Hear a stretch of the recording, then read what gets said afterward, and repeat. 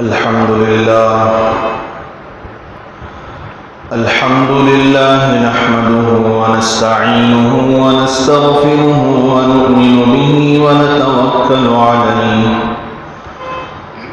ونعوذ بالله من شرور أنفسنا ومن سيئات أعمالنا من يهده الله فلا مضل له ومن يضلله فلا هادي له ونشهد أن لا إله إلا الله وحده لا شريك له ونشهد أن سيدنا ومولانا محمدا عبده ورسوله أرسله بالحق بشيرا ونذيرا وداعيا إلى الله بإذنه وسراجا منيرا أما بعد فقد قال الله تبارك وتعالى في كلامه المجيد والفرقان الحميد أعوذ بالله من الشيطان الرجيم بسم الله الرحمن الرحيم لقد من الله على المؤمنين إذ بعث فيهم رسولا من أنفسهم يتلو عليهم آياته ويزكيهم ويعلمهم الكتاب والحكمة وإن كانوا من قبل لفي ضلال مبين وقال النبي صلى الله عليه وسلم ألا إن في الجسد مضغة إذا صلحت صلح الجسد كله وإذا فسدت فسد الجسد كله ألا وهي القلب أو كما قال عليه الصلاة والسلام رب اشرح لي صدري ويسر لي أمري واحلل عقدة من لساني يفقه قولي اللهم صل على سيدنا مولانا محمد في جميع كلامنا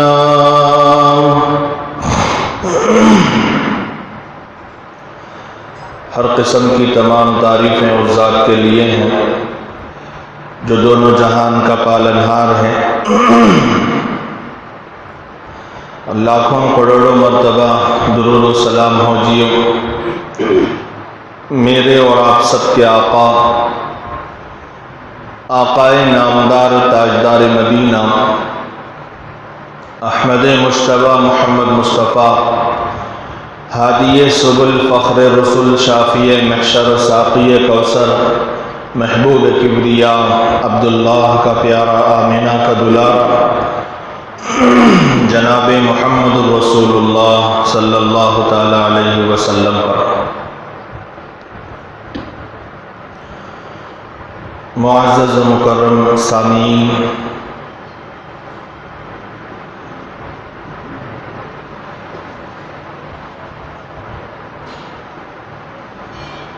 امراض باطنیہ کے متعلق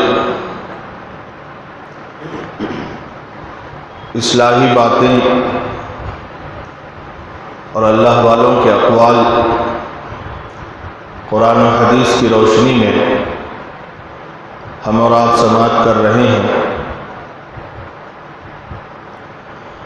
اس وقت ہمارے سامنے ایک حدیث کی عجیب و غریب تشریح ہے،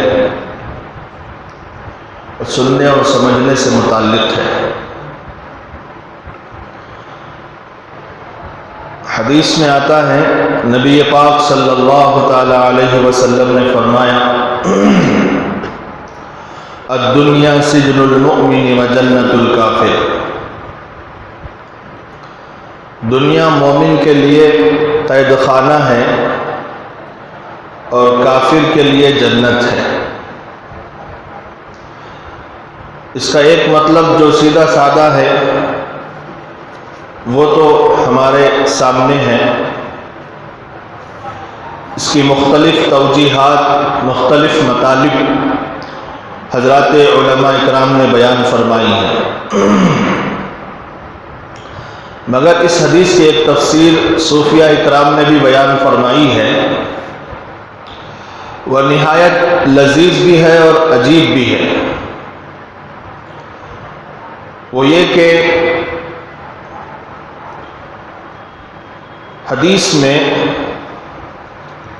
دنیا کو مومن کے لیے قید خانہ قرار دیا گیا ہے، جیل قرار دیا گیا ہے، تو یہاں حدیث میں قید سے مراد وہ قید نہیں ہے جس سے ایذا اور تکلیف مقصود ہوتی ہے، بلکہ یہ قید ایسی ہے جیسے طوطے اور بلبل کو قید کرتے ہیں کہ ان کی میٹھی بولی اور ان کی لطیف آواز کو سنا کریں گے اور ان سے لطف لیں گے، مزہ لیں گے۔ اس کے برخلاف کوے کو کوئی قید نہیں کرتا، بلکہ قید میں آ بھی جائے تو اس کو آزاد کر دیا جاتا ہے۔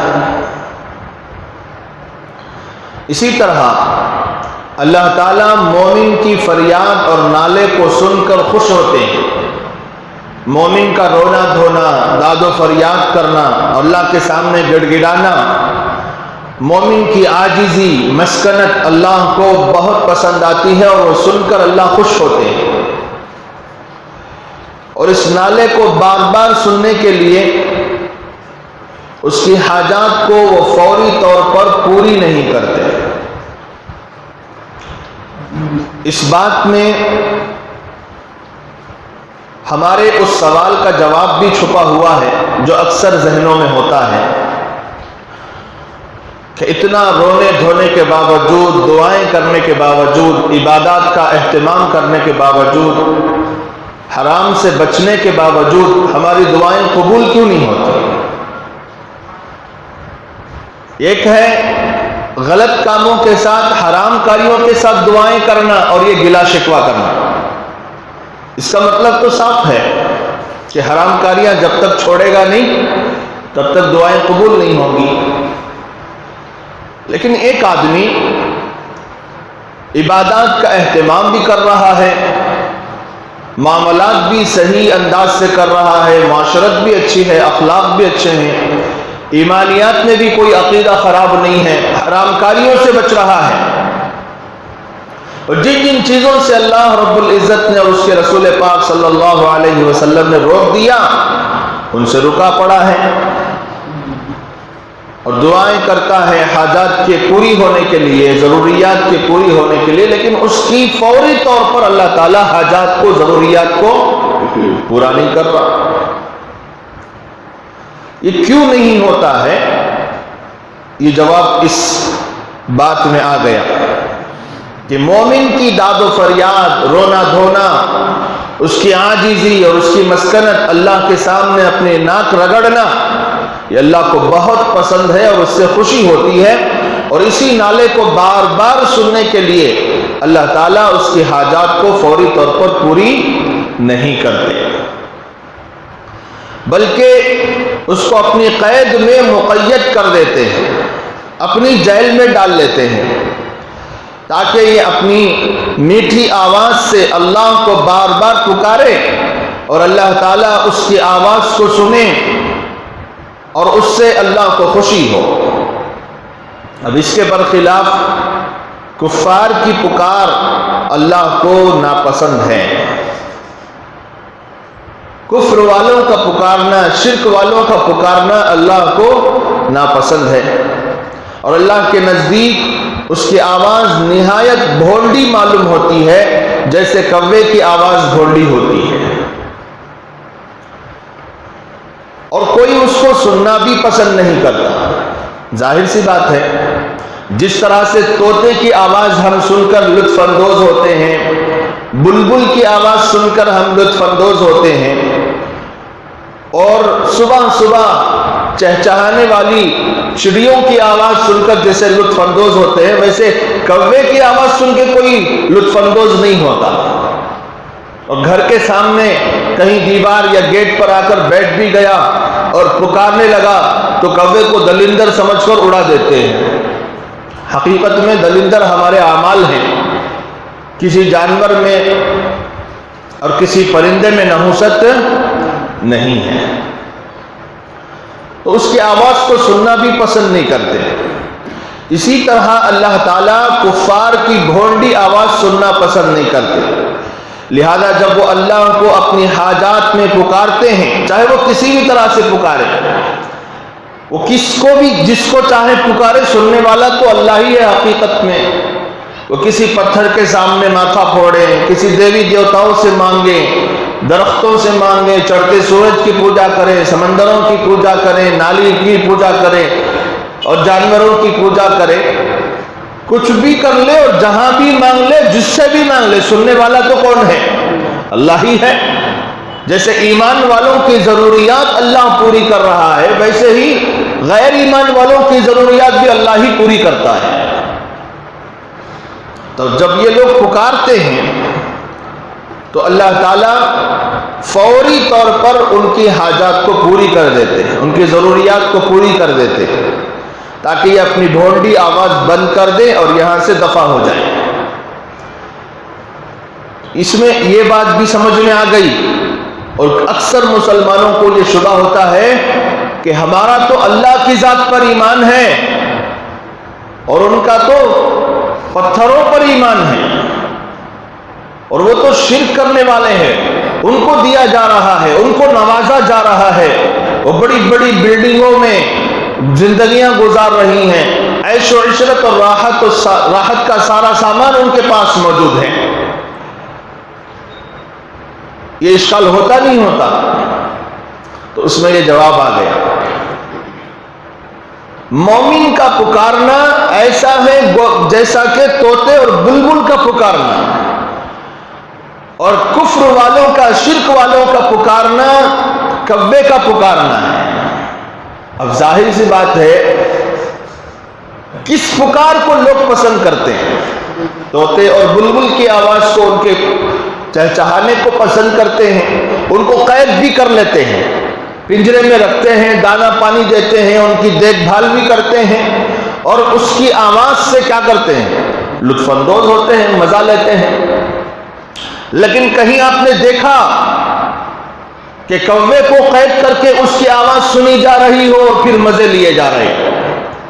ایسا تو کہیں نہیں دیکھا گیا، اور اگر کہیں دیکھا بھی گیا تو اسے نمہاس ہاسپٹل کی ضرورت ہے، اور اگر وہ تمل ناڈو میں ہے تو وہ باغیم کی ضرورت ہے۔ تو یہی معاملہ اللہ کا بھی ہے اپنے بندوں کے ساتھ۔ جب ایمان والے اس کو پکارتے ہیں، روتے ہیں، دھوتے ہیں اپنی ضروریات کو منوانے کے لیے، تو اللہ تعالیٰ فوری طور پر ان کی ضروریات پوری نہیں کرتا۔ وہ جتنا پکارتے ہیں اس کو اتنا ہی خوشی ہوتی ہے، اس کی پکار کو سننا چاہتا ہے۔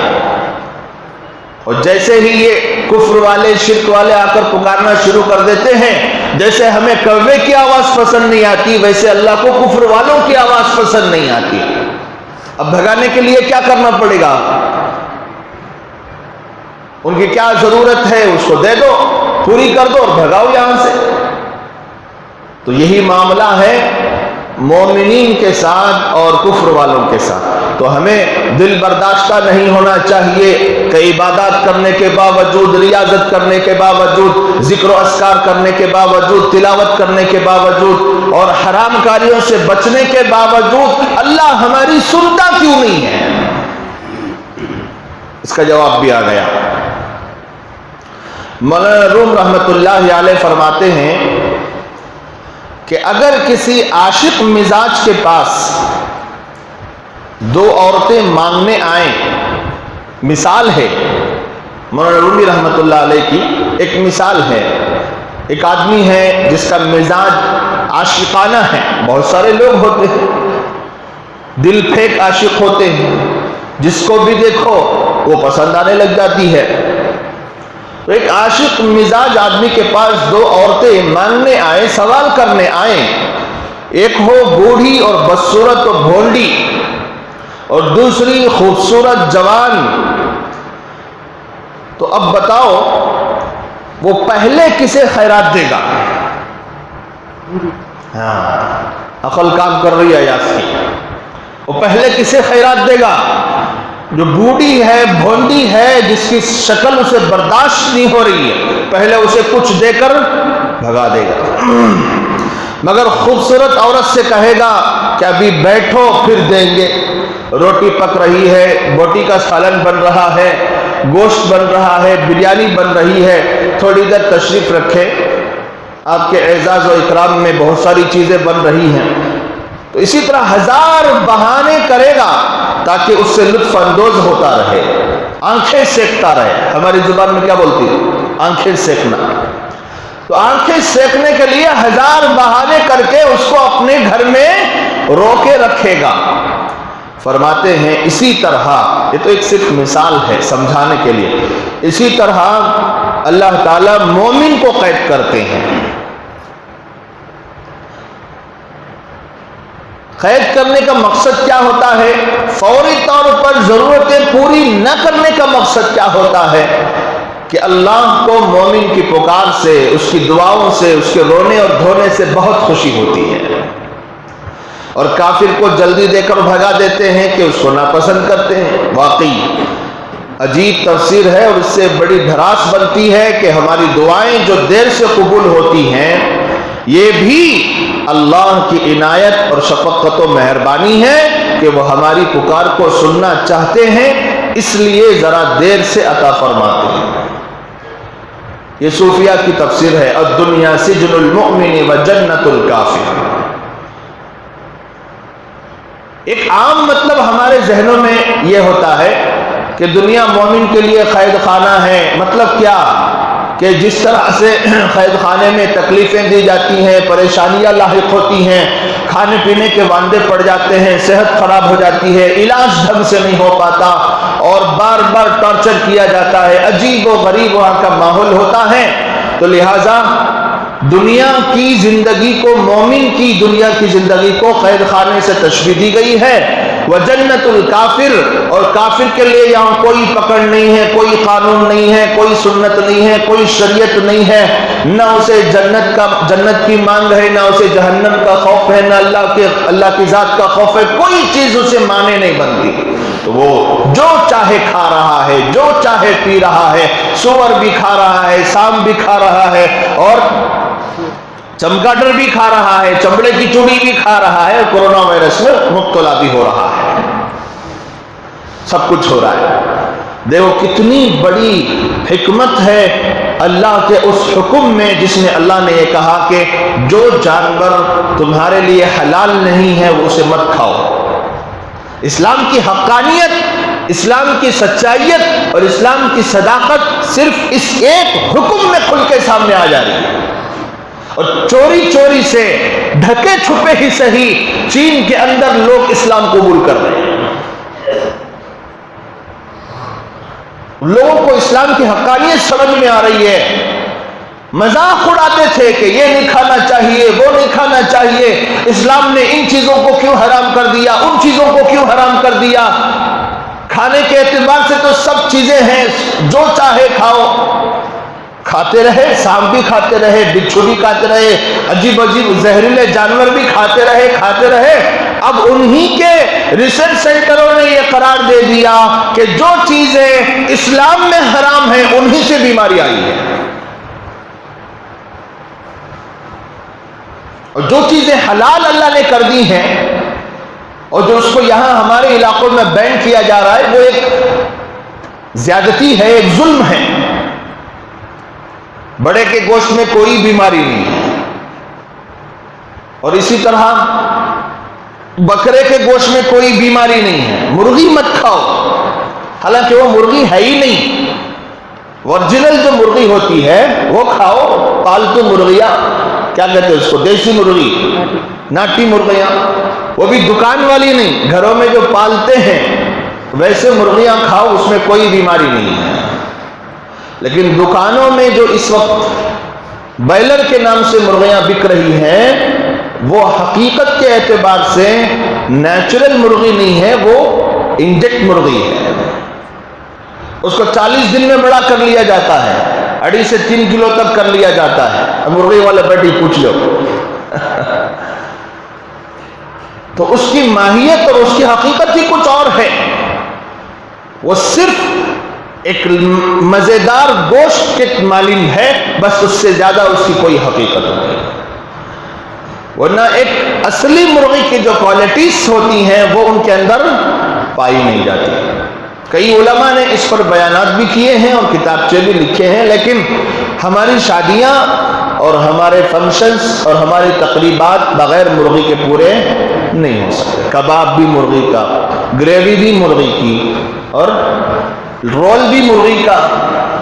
جو بھی آئٹمز بنتے ہیں اکثر وہ کس سے بنتے ہیں؟ اب کباب آپ بکرے کا بنائیں گے تو پھر مسئلہ لینے کے بجائے دینے کا پڑ جائے گا۔ تو ایک آسان شکل لوگوں نے اختیار کر لی اور اس کے عادی بن گئے۔ اب جب اس سے بیماریاں پھیل رہی ہیں تو پھر چھوڑنا مشکل ہو رہا ہے، سستی ہو گئی۔ اب دکان والے کیا کر رہے ہیں؟ لے لو بھائی 60 روپے کلو، 40 روپے کلو، فونا کر کر کو بلا نہیں کرتے مرغی گوشت کے دکانوں والے۔ یہاں تک بھی سننے آیا کہ روز جاتا تھا ایک جگہ، ایک صاحب سنا رہے تھے کہ میں ایک دکان میں گوشت لیتا تھا، اب وہ جب سے بات پھیلی کہ اس سے کورونا وائرس پھیل رہا ہے، بیماریاں پھیل رہی ہے، اور کیا نام ہے ان کا، پڑوس ملک کے جو عالم ہیں مفتی طارق مسعود صاحب کا ایک کلپ بھی دیکھا، اس کے بارے میں مفصل انہوں نے بیان کر دیا ہے اس کے نقصانات۔ وہ جب سے بات سمجھ میں آ گئی میں نے چھوڑ دیا کھانا۔ اب وہ دکان والا فون کرتا ہے، آؤ بھائی کم سر دال کو دیں گے تو بلا بلا کر مرغی بیچنے کی نوبت آ گئی۔ تو بہرحال جن کا دھندا ہے اللہ ان کا مالک ہے۔ ارے دھندا ہی ہے، بدل لو، زیادہ سے زیادہ نقصان کیا ہوگا؟ مرغی بیچ رہے تھے، انڈے بیچو، انڈوں میں بہت زبردست پروفٹ ہے۔ مرغی کا گوشت بیچ رہے تھے، اب بکرے کا بیچو، کوئی مسئلہ نہیں ہے۔ تو بہرحال دنیا کے اندر جن کے لیے ہر چیز جائز ہو گئی تھی وہ ان کے لیے جنت ہے، یہ مطلب ہمارے ذہنوں میں تھا، لیکن صوفیہ کی جو تفسیر اس وقت ہمارے سامنے آئی، الدنیا سجن المؤمن و جنت الکافر، واقعتاً عجیب و غریب تفسیر ہے۔ مومن کے لیے قید خانے کا مطلب یہ ہے کہ جیسے ہم طوطے کو قید کر کے رکھتے ہیں، بلبل کو قید کر کے رکھتے ہیں، ویسا قید مراد ہے، کوے والا قید مراد نہیں ہے۔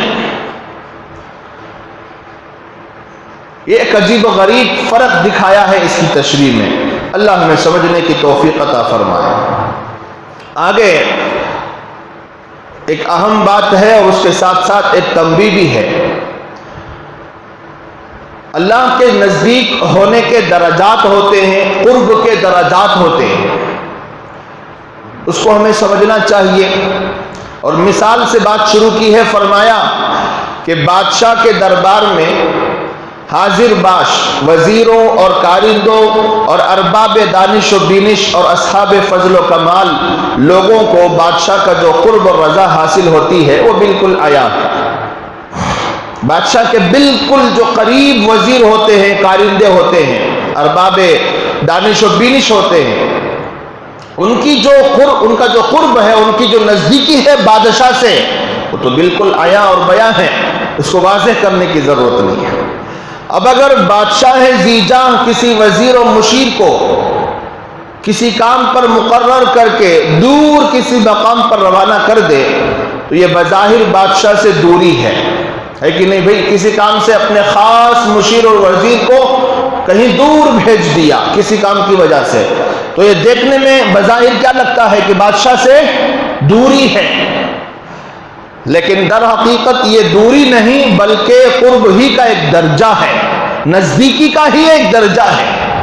دیکھنے کے اعتبار سے وہ مشیر اور وہ خاص وزیر دور جا رہا ہے، بادشاہ کے کام کی وجہ سے، لیکن حقیقت میں وہ بادشاہ کے اتنا ہی قریب ہے جتنا دور جا رہا ہے۔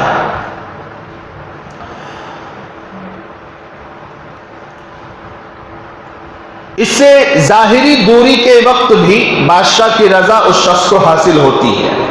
البتہ یہ بات سمجھنی چاہیے کہ پہلی صورت بلا واسطہ قرب کی ہے اور دوسری صورت بالواسطہ قرب کی ہے۔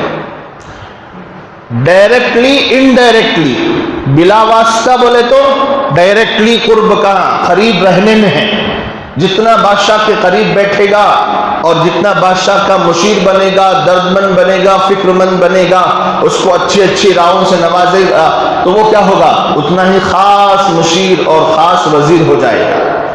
یہ بلا واسطہ ڈائریکٹلی قرب ہے، ڈائریکٹلی نزدیکی ہے۔ لیکن دوسری صورت بالواسطہ قرب ہے، گیا تو دور ہے لیکن بادشاہ کی محبت میں بادشاہ کے کام کے لیے گیا ہے، اگرچہ کہ ظاہراً دیکھنے کے اعتبار سے دور گیا ہے لیکن ہے کہاں؟ بادشاہ کے دل کے قریب ہے، انڈائریکٹلی۔ بعینہ، مثال دے کر فرماتے اسی طرح اللہ تعالیٰ سے قرب کے دو درجے ہیں، اللہ تعالیٰ سے نزدیکی کے دو درجے ہیں، اللہ تعالیٰ کی ولایت اور دوستی کے دو درجے ہیں۔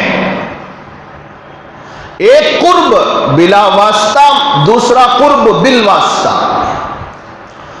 قرب بلا واسطہ مثال کے طور پر یہ ہے کہ کوئی شخص نماز میں اللہ کے حضور کھڑا ہو یا تلاوت یا ذکر میں مشغول ہو یا کسی عبادت مقصودہ میں منہمک ہو، ان تمام صورتوں میں اس کو اللہ تعالیٰ کا قرب بلا واسطہ حاصل ہوتا ہے۔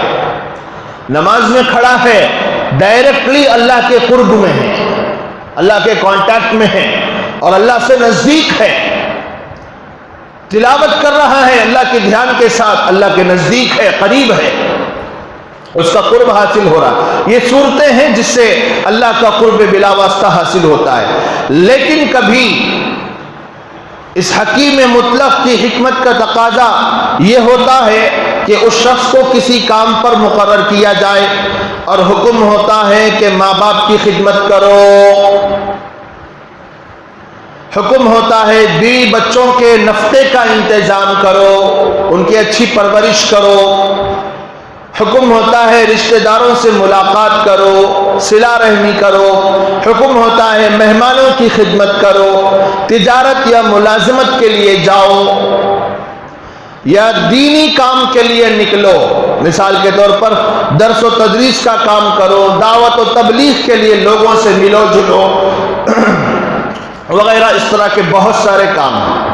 بس جو شخص حکم شرع کے مطابق ان کاموں میں لگتا ہے، بظاہر تو وہ عبادات سے دور ہوا، نماز سے دور ہوا، تلاوت سے دور ہوا، ذکر سے دور ہوا ان کاموں کی وجہ سے، لیکن فی الواقع یہ بھی قرب خدا بندی کا بالواسطہ درجہ ہے، اللہ کی نزدیکی کا یہ انڈائریکٹلی درجہ ہے۔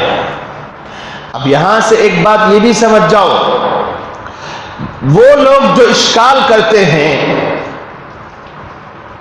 کہ ماں باپ کی خدمت کرنا، میاں کیا ہے بیوی بچوں کا دھیان رکھنا، ان کا نان نفقہ دینا اور دوسرے دین کے کام کرنا، لوگوں کی خدمت کرنا، سماجی خدمات کرنا، یہ کوئی ایسا کام نہیں ہے جس سے اللہ کی نزدیکی حاصل ہوتی ہے۔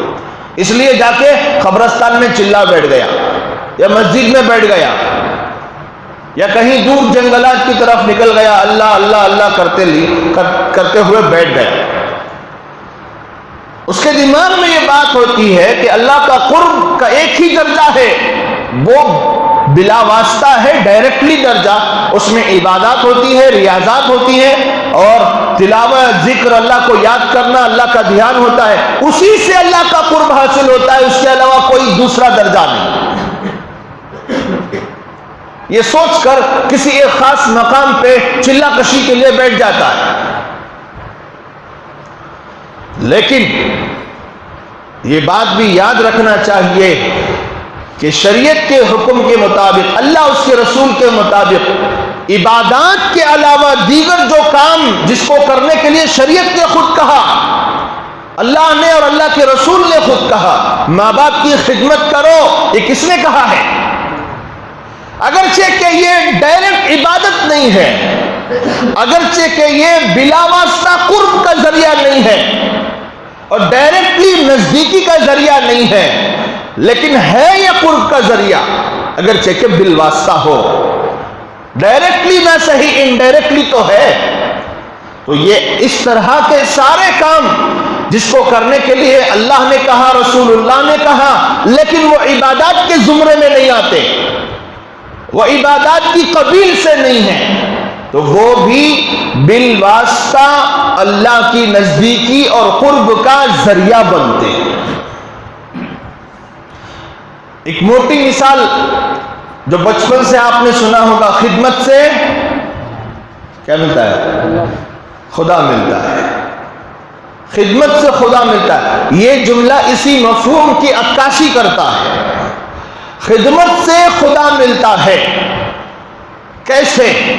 اس میں کوئی عبادت تو ہے نہیں، اس میں کوئی ذکر و تلاوت نہیں ہے، اس میں نہ کوئی اللہ کی بڑائی ہے، نہ کبریائی بیان کی جا رہی ہے، نہ اللہ کا ذکر کیا جا رہا ہے، نہ تلاوت ہے، نہ نماز ہے، نہ اللہ کا دھیان، کچھ بھی نہیں ہے۔ قوم کی خدمت کر رہا ہے، غریبوں کی مدد کر رہا ہے، بیواؤں کی مدد کر رہا ہے، یتیموں کے سروں پر دست شفقت رکھ رہا ہے، ضرورت مندوں کی ضرورت پوری کر رہا ہے، بیواؤں اور یتیموں کا سہارا بن رہا ہے، اور بوڑھے اور کمزور لوگوں کا سہارا بن رہا ہے۔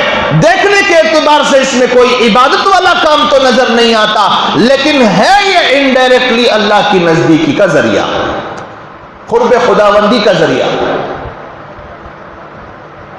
یہی بات ہم لوگوں کو سمجھنی چاہیے کہ جو لوگ اشکال کرتے ہیں نا کہ یہ کاموں میں کوئی اللہ کا قرب حاصل نہیں ہوتا، عبادت کرو، ریاضت کرو، نماز پڑھو، ذکر کرو، واقعتاً یہ ڈائریکٹلی اللہ کے قرب کا ذریعہ ہے، لیکن وہ کام جن کو اللہ اس کے رسول نے کرنے کو کہا لیکن وہ عبادات کے قبیل سے نہیں ہے، وہ بھی بالواسطہ انڈائریکٹلی اللہ کے قرب کا ذریعہ ہے۔ مطلب کیا ہوا؟ اب دو دو جوڑ کر دیکھو ٹوٹل کیا ہوا۔ جیسے نماز پڑھ کے آپ اللہ کے قریب ہو سکتے ہیں، قوم کی خدمت کر کے بھی اللہ کے قریب ہو سکتے ہیں، ذکر کر کے جیسے اللہ کی نزدیکی حاصل ہو سکتی ہے، ویسے ہی غریبوں، یتیموں، بیواؤں اور ضرورت مندوں کی ضرورت پوری کر کے اللہ کے قریب ہو سکتے ہیں۔ مطلب یہ ہے کہ دونوں فیلڈ میں ہمارا کام جاری رہنا چاہیے، ایک میں فیل ہوئے تو دوسرے میں فیل ہوئے تو پہلے میں کامیاب ہو سکے۔ اب جو صرف عبادات پکڑ کے بیٹھ جائے، پہلا درجہ پکڑ کے بیٹھ جائے قرب کا، اور اسی کے ذریعے سے نزدیکی حاصل کرنا چاہیں، تو کنفرم نہیں کہا جا سکتا کہ اس میں وہ کامیاب ہو جائے، کیونکہ عبادات میں اخلاص ہمیشہ نہیں رہتا۔ کون گارنٹی دے گا کہ میں جو عبادت کر رہا ہوں وہ ہر پل اخلاص سے کروں گا؟ بڑے سے بڑا دیندار بھی کہیں نہ کہیں غیر مخلص ہو جاتا ہے، اللہ کو دکھاتے دکھاتے 2 رکعت کے بعد تیسری رکعت بازو کھڑنے والے کی نیت کر لیتا ہے یا پیچھے والوں کی نیت کر لیتا ہے، لوگ مجھے بڑا نمازی سمجھیں۔ تو یہ جو کام ہیں جو عبادات کے قبیل سے ہیں، اس میں ہمیشہ مخلص رہنا، اخلاص کے ساتھ کام کرنا، یہ بہت مشکل ہے۔ اب دوسرے درجے میں آ جاؤ، قرب کا جو دوسرا درجہ ہے، اگرچہ کہ وہ انڈائریکٹلی ہے لیکن ہے قرب کا درجہ، اس میں یہ ساری باتیں، ماں باپ کی خدمت کرو، بیوی بچوں کی تربیت کے لیے، بیوی بچوں کے نفع کے لیے انتظام کرو، حلال کمانا یہ بھی اللہ کے قرب کا ذریعہ ہے۔ حلال کمانا اللہ کی نزد، ارے بھی کمانے سے کس کا فائدہ ہوگا بولو ذرا؟ آپ نوٹ چھاپ رہے ہیں، کما رہے ہیں، محنت مزدوری کر کے یا آفس میں بیٹھ کے یا ملازمت کر کے یا گلی گلی گھوم کر ٹھیلے لگا کر کسی بھی شکل میں حلال کما رہے ہیں تو اس کمائی کا فائدہ کس کو ہوگا؟ کمانے والے کو ہوگا، اس کی بیوی بچوں کو ہوگا، اس کے ماں باپ کو ہوگا، اگر وہ اہل خیر حضرات میں ہیں غریبوں کو ہوگا۔ اب بتاؤ اس میں اللہ کا کیا فائدہ ہے؟ لیکن اگر اللہ کے حکم کو، رسول اللہ صلی اللہ علیہ وسلم کے طریقے کو سامنے رکھ کر کمایا، جھوٹ نہیں بولا، دھوکہ نہیں دیا، غبن نہیں کیا، سود کے پیسے اس میں نہیں ملائے، رشوت کے پیسے اس میں نہیں ملائے، امانت داری کے ساتھ، دیانت داری کے ساتھ، سچائی کے ساتھ تجارت کر کے وہ تاجر اللہ کا مقرب بن سکتا ہے۔ اسی لیے حدیث میں نبی پاک صلی اللہ علیہ وسلم نے فرمایا التاجر الامین مع النبیین والصدیقین والشہداء، امانت دار تاجر، دیانت دار بزنس مین، امانت دار ملازم، امانت دار تجارت کرنے والا قیامت کے دن نبیوں کے ساتھ، صدیقین کے ساتھ، شہداء کے ساتھ کھڑا ہوگا۔ اتنی بڑی فضیلت بیان فرمائی، ایسے نہیں، کیونکہ اللہ کو معلوم ہے کہ امانت پر جمے رہنا کتنا مشکل کام ہے، دیانت داری پر جمے رہنا کتنا مشکل کام ہے، سچائی اور صداقت پر جمے رہنا کتنا مشکل کام ہے۔ اگر وہ کام کر کے پوری زندگی ویسے تجارت کر لی امانت و دیانت کے ساتھ تو انشاءاللہ تعالی وہ نبیوں کے ساتھ، صدیقین کے ساتھ، شہداء کے ساتھ اس کا حشر ہوگا۔ اب بتاؤ تجارت میں عبادت کہاں ہے؟ بظاہر نظر نہیں آتی، لیکن تجارت کو اصول اسلام کی بنیاد پر کرنے کی وجہ سے، قرآن و حدیث کی روشنی میں تجارت و ملازمت و بزنس کرنے کی وجہ سے وہ بزنس مین اللہ کا مقرب بندہ بن سکتا ہے۔ یہ ہے اسلام کا مطلب۔ تو بلا واسطہ ڈائریکٹلی اللہ کا قرب حاصل کیا جا سکتا ہے، عبادات کے ذریعے، ریاضت کے ذریعے، ذکر و اذکار کے ذریعے، تلاوت کے ذریعے، تہجد کے ذریعے، نوافل کے ذریعے، مستحبات اور نوافل پر عمل کر کے، عبادات کے سارے کاموں پر عمل کر کے اللہ کا قرب حاصل کیا جا سکتا ہے۔ یہ تو پہلا درجہ ہے۔ یہ کیسا ہے؟ انڈائریکٹلی ہے، ڈائریکٹلی ہے، بلا واسطہ۔ ایک دوسرا بھی درجہ ہے قرب کا، نزدیکی کا، مقرب بننے کا، وہ ہے ان کاموں کو بجا لانا جن کو اللہ اس کے رسول نے کرنے کو کہا۔ ماں باپ کی خدمت کرنا، بیوی بچوں کا نان نفقہ اٹھانا، حلال کمانا، حلال تجارتیں کرنا، اس میں جھوٹ اور دھوکے اور فریب سے بچنا، امانت داری اور دیانت داری سے کمانا۔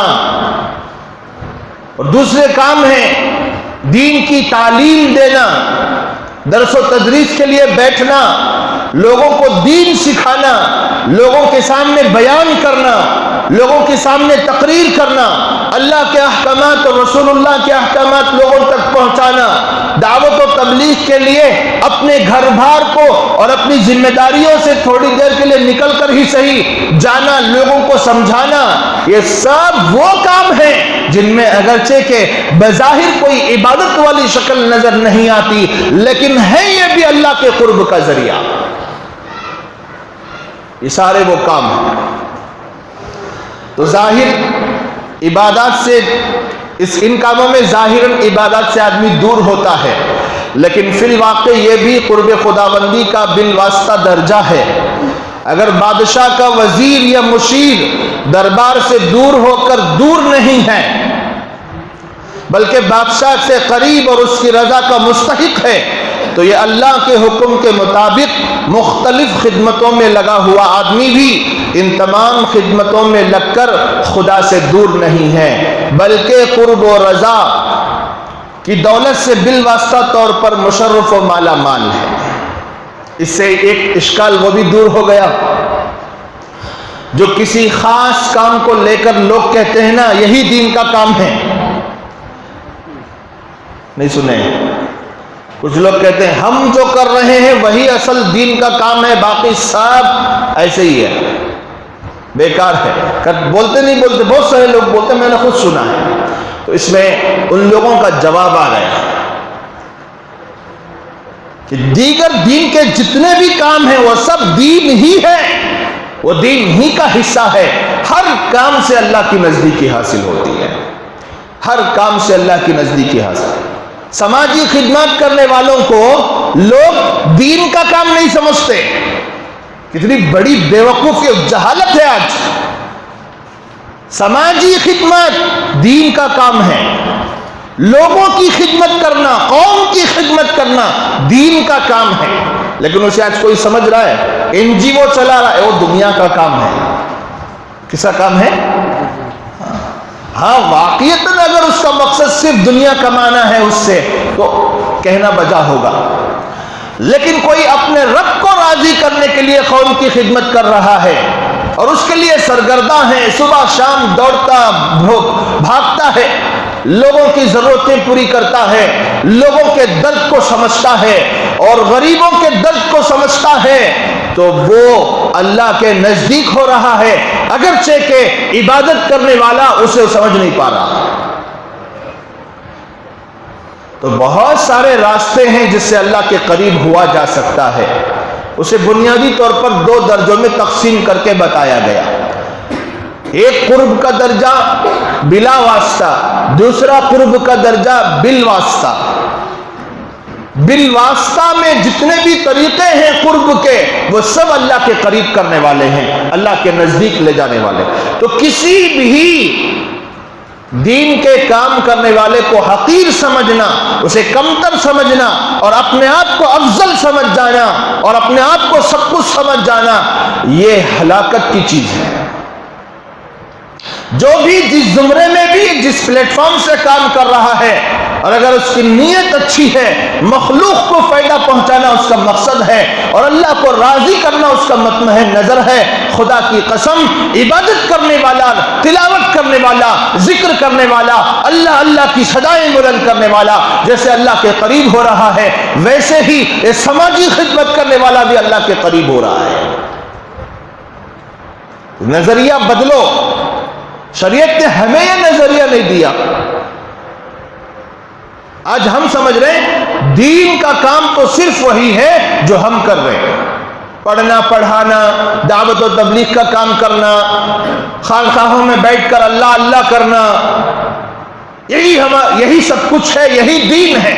واقعتاً یہ قرب کا پہلا درجہ ہے، لیکن جو بالواسطہ درجہ جس کو شریعت نے قرار دیا اس میں بہت سارے کام آتے ہیں، ان کے ذریعے سے بھی اللہ کی نزدیکی اور قرب حاصل کیا جا سکتا ہے۔ مگر یہاں ایک اہم بات پر تنبیہ کرنا چاہتا ہوں اور بالخصوص سالکین کے لیے اس کو سمجھنا لازمی بات ہے، وہ یہ ہے کہ قرب بالواسطہ میں بھی اللہ کی رضا اور قرب حاصل ہونے کے باوجود یہ بات بدیہی طور پر معلوم ہوتی ہے کہ بلا واسطہ قرب ہی اصل ہے اور بالواسطہ قرب اصل نہیں ہے۔ نیز یہ بھی واضح ہے کہ بلا واسطہ قرب کو علی الاطلاق فضیلت حاصل ہے، جبکہ بالواسطہ قرب کو علی الاطلاق فضیلت حاصل نہیں ہے، بلکہ یہ بعض حالات میں اور بعض اشخاص کے لیے بعض حکم اور مصالح کے پیش نظر افضل ہو جاتا ہے۔ جیسے بادشاہ کے دربار کی حاضری تو ہر صورت میں افضل ہے، یہی تو افضل کام ہے کہ بادشاہ سے قریب بیٹھنا، اس کی دوستی حاصل کرنا، اس کی نزدیکی حاصل کرنا، یہ علی الاطلاق افضل ہے۔ لیکن دربار چھوڑ کر کسی اور کام پر جانا اور لگنا ہر صورت میں فضیلت نہیں رکھتا، بلکہ خاص حالات اور خاص اشخاص کے لحاظ سے اس میں فضیلت پیدا ہو جاتی ہے۔ مثلا بادشاہ کو کسی مصلحت سے اپنے وزیر کو کسی دوسرے ملک کا سفیر بنا کر بھیجنا پڑا، قاصد بنا کر بھیجنا پڑا، تو اب اس وزیر کے حق میں، اس حکم کی تعمیل میں بادشاہ سے دور ہو کر دوسرے ملک کو جانا اور اس کام کو انجام دینا افضل ہے اور اس کے خلاف کرنا جائز نہیں ہے۔ الغرض یہ قرب کی دوسری صورت نہ علی الاطلاق افضل ہے اور نہ سب کے لیے افضل ہے، لہذا دونوں قسم کے قرب کا درجہ ایک نہیں ہو سکتا۔ جب یہ معلوم ہو گیا تو اسی سے یہ بھی معلوم ہو گیا کہ قرب بالواسطہ کی جتنی راہیں اور سبیلیں اور راستے ہیں ان کو ان کے حکم اور مصالح کے پیش نظر اختیار کرنے کے بعد فوری طور پر پھر قرب بلا واسطہ کی راہ تلاش کرنا چاہیے۔ یہ نہیں کہ صرف اسی قرب بالواسطہ کی صورت پر اکتفا کر کے بیٹھ جائے۔ ایک بہت بڑی بات یہاں سمجھانے کی کوشش کی جا رہی ہے ان لوگوں کو جو قرب بالواسطہ حاصل کرنے میں لگے ہوئے ہیں۔ ایک ہے قرب بلا واسطہ، ایک ہے قرب بالواسطہ، اللہ کی نزدیکی ڈائریکٹلی، اللہ کی نزدیکی انڈائریکٹلی۔ اللہ کی نزدیکی ڈائریکٹلی حاصل کرنا یہی اصل ہے، نہیں سمجھ میری بات؟ اس کے تابع ہے اللہ کی نزدیکی انڈائریکٹلی حاصل کرنا، اس کو کہتے ہیں بلا واسطہ بالواسطہ، بغیر کسی واسطے کے اللہ کے نزدیک ہونا عبادت کے ذریعے سے، یہ اصل ہے۔ اور اس کے تابع ہے بالواسطہ اللہ کے نزدیک ہونا، جس میں یہ سماجی سارے کام آ جاتے ہیں، ماں باپ کی خدمت، لوگوں کی خدمت، پڑوس والوں کی خدمت، حقوق ادا کرنا، دوسرے جتنے بھی کام ہیں وہ سب اس میں آ جاتے ہیں، اور رفاہی جتنے کام ہیں، ملی اور سماجی جتنے کام ہیں وہ سب اس کے زمرے میں آ جاتے ہیں۔ اب اگر کوئی بے وقوف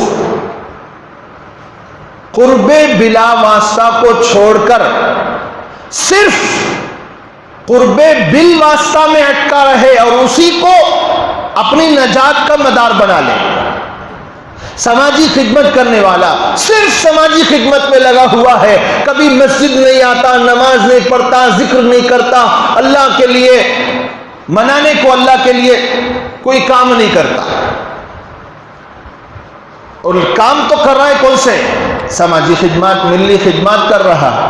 بہت سارے لوگوں کو ہم نے بھی دیکھا، آپ نے بھی دیکھا، اب وہ یہ سمجھ رہے ہیں کہ ہم جو کر رہے ہیں وہ بھی اللہ کے نزدیک ہونے کا ہی ایک کام ہے۔ اور لوگ جو مسجدوں میں عبادت کرتے ہیں، تلاوت کرتے ہیں، ذکر کرتے ہیں، اللہ اللہ کرتے ہیں، اور امراض قلبیہ اور باطنی امراض کو پاک کرنے کی جو فکروں میں لگے ہوئے ہیں، وہ بھی ایک کام ہے، یہ بھی ایک کام ہے، لہذا وہ اس میں لگے ہوئے ہیں، یہ اس میں ہم لگے ہوئے ہیں، اور پوری زندگی اسی میں گزر گئی اور مر بھی گیا۔ یہ بہت بڑی غلط فہمی ہے۔ قرب بالواسطہ کی جتنی صورتیں ہیں ان میں لگنے کے بعد صرف اسی پر اکتفا نہیں کرنا چاہیے، اسی پر بھروسہ کر کے نہیں بیٹھ جانا چاہیے، بلکہ وہ کام ختم ہوتے ہی فوراً کا آوے قرب بلا واسطہ کی طرف آئے، نماز کی طرف آئے، ذکر کی طرف آئے، تلاوت کی طرف آئے، شریعت کے احکامات کی طرف آئے، سنتوں کی طرف آئے۔ جب دونوں کو بیلنس کر کے چلے گا، کہیں نہ کہیں سے کسی نہ کسی درجے میں اللہ کی نزدیکی حاصل ہوگی۔ اب بڑی غلطی ہم لوگوں سے یہی ہو رہی ہے، جو قرب بلا واسطہ کی تلاش میں نکلے ہوئے ہیں وہ اسی کے پیچھے بھاگ رہے ہیں، وہ اسی کے پیچھے بھاگ رہے ہیں۔ اب مثال کے طور پر ہمارے موجودہ حالات میں، ہو سکتا ہے کسی کو بات کڑوی لگے، موجودہ حالات میں دعوت و تبلیغ کی محنت سے جتنے احباب جڑے ہوئے ہیں، اکثریت، سب نہیں، اکثریت ان میں یہ سوچتی ہے کہ اس وقت جو حالات ہیں اس کے لیے صرف دعائیں کرنا کافی ہے، اس کے لیے صرف کیا کرنا؟ دعائیں کرنا کافی ہے۔ زمینی سطح پر کوئی محنت کرنے کی مطلب کیا؟ پروٹیسٹ کرنے والے، احتجاج کرنے والے، ظلم کے خلاف آواز اٹھانے والوں کو وہ کیا سمجھ رہے ہیں؟ بیکار کام سمجھ رہے ہیں۔ ہو رہا نہیں ہو رہا؟ کئی لوگوں کی زبان سے بھی سنا ہے، کئی لوگوں نے اس کا اظہار بھی کیا. یہ ہے غلط فہمی.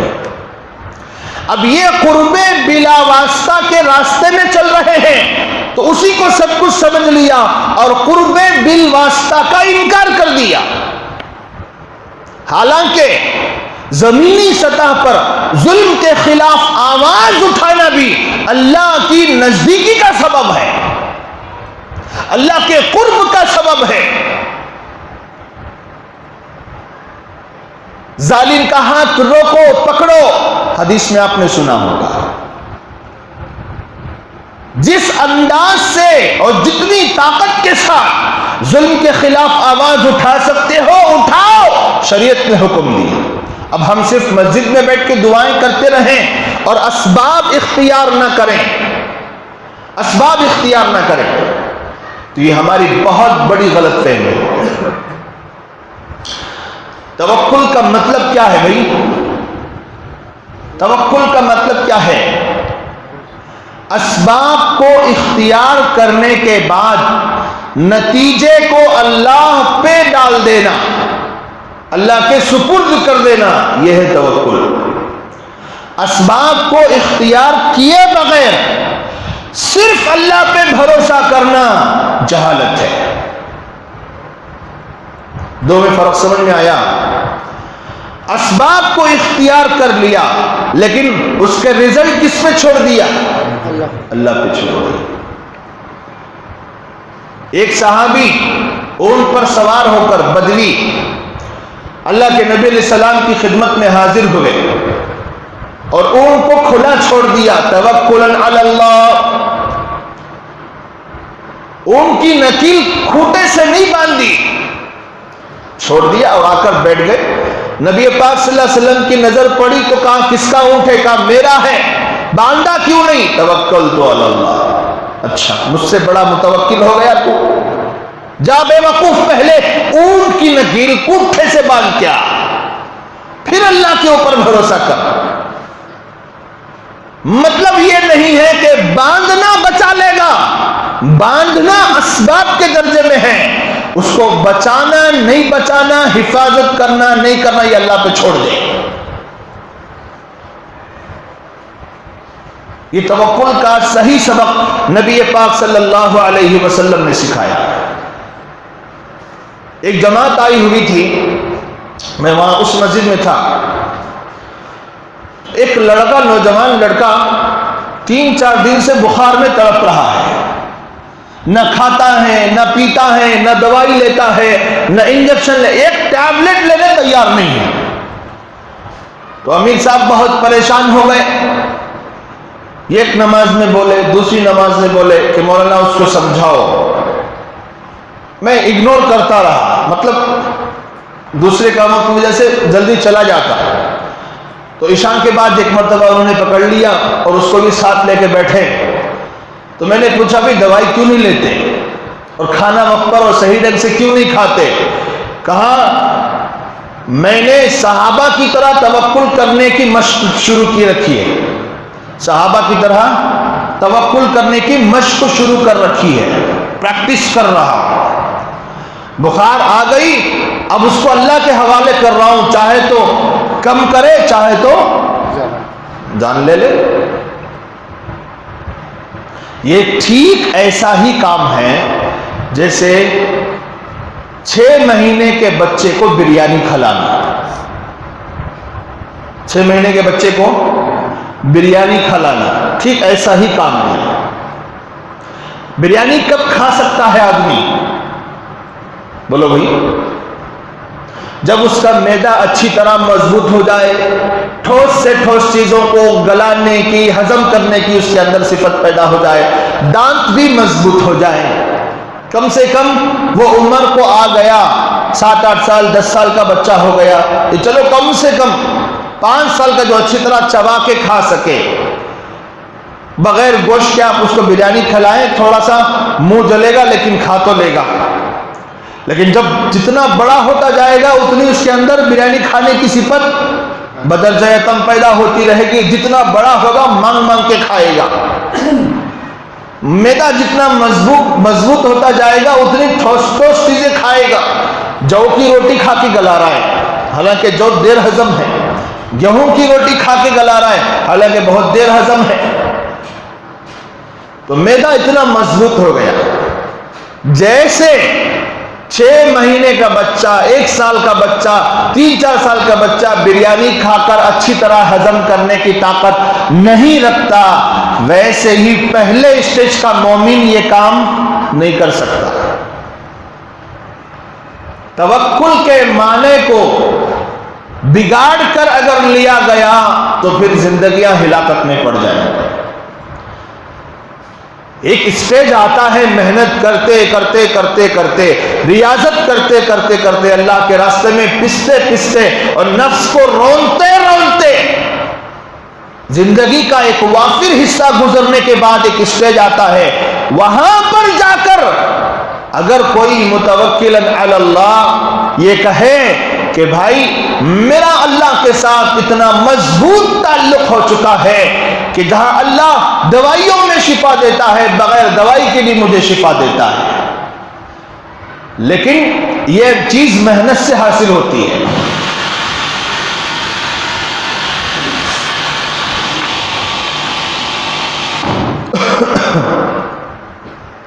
بغیر یہ چیز حاصل ہوئے کے، بغیر وہ درجہ حاصل ہوئے کے پہلے ہی اسٹیج میں کوئی اس طرح کا توکل کرنے لگ جائے تو وہ اپنے آپ کو ہلاکت میں ڈالنے کے مترادف ہے. تو بہرحال بات سمجھنے سے متعلق ہے. تو اس طرح کی حماقت نہیں کرنا چاہیے. تو بات یہ چل رہی تھی کہ جب آدمی قرب بالواسطہ کے راستے میں چل رہا ہوتا ہے تو ان کاموں سے فارغ ہوتے ہی فوراً کہاں آ جائے، پھر قرب بلا واسطہ کی طرف آ جائے. اس کے لیے ایک مثال عرض کرتا ہوں کہ ایک عالم اور فاضل دین کا اور اسی طرح علم کی خدمت کے لیے درس و تدریس کا مشغلہ اختیار کرتا ہے، اور بلا شبہ عالم و فاضل کے لیے یہ کام انتہائی اہم اور ضروری اور در حقیقت اس کا فرض منصبی ہے. لیکن یہ قرب بالواسطہ کی ایک سبیل اور صورت ہے. یہ پڑھنا پڑھانا یہ قرب بلا واسطہ کی شکل نہیں ہے، قرب بالواسطہ کی شکل ہے. قرب تو حاصل ہوگا ڈائریکٹلی نہیں، انڈائریکٹلی حاصل ہوگا. یہ ایک ایسی صورت ہے. لہذا صرف اسی پر اکتفا نہیں کرنا چاہیے بلکہ اس سے فراغت کے بعد قرب بلا واسطہ کی راہ تلاش کرنا چاہیے. مثلا ذکر، نماز، تلاوت وغیرہ عبادات مقصودہ کا ذوق پیدا کرنا چاہیے. چنانچہ حضرت نبی اکرم صلی اللہ علیہ وسلم کو بھی اس کا حکم دیا گیا تھا. آپ دونوں طرح کے قرب میں محنت کرتے تھے. کیسے؟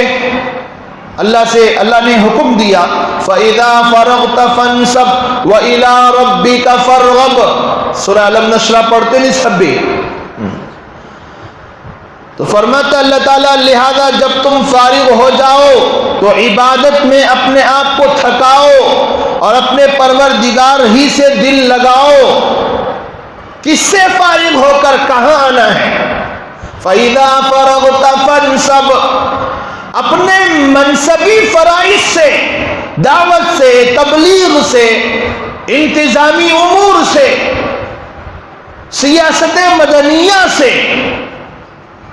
اور سیاست تمدن سے اور دیگر لوگوں کی اصلاح کے کاموں سے جب آپ فارغ ہو جائیں تو کہاں آنا ہے؟ وَإِلَىٰ رَبِّكَ فَارْغَب. رب کی عبادت میں اپنے آپ کو تھکائیے. مطلب کیا؟ جو آپ کے منصبی فرائض ہیں ان سے جیسے ہی آپ فارغ ہو جائیں اب اپنے رب کے سامنے اپنے آپ کو ڈالیے. خوب عبادت کیجئے، خوب رب کو یاد کیجئے اور اس کے لیے وقت فارغ کیجئے. اس کی تفسیر میں حضرت عبداللہ ابن مسعود رضی اللہ تعالیٰ عنہ فرماتے ہیں اذا فرغت من الفرائض فانصب فی قیام اللیل. بڑی پیاری تفسیر کی. فرمایا جب آپ فرائض سے فارغ ہو جائیں تو رات کی نماز تہجد میں مشغول ہو جائیے. لیکن بہت سے مفسرین جن میں حضرت حسن بصری، حضرت قتادہ، حضرت مجاہد وغیرہ ہیں، فرماتے ہیں کہ جب آپ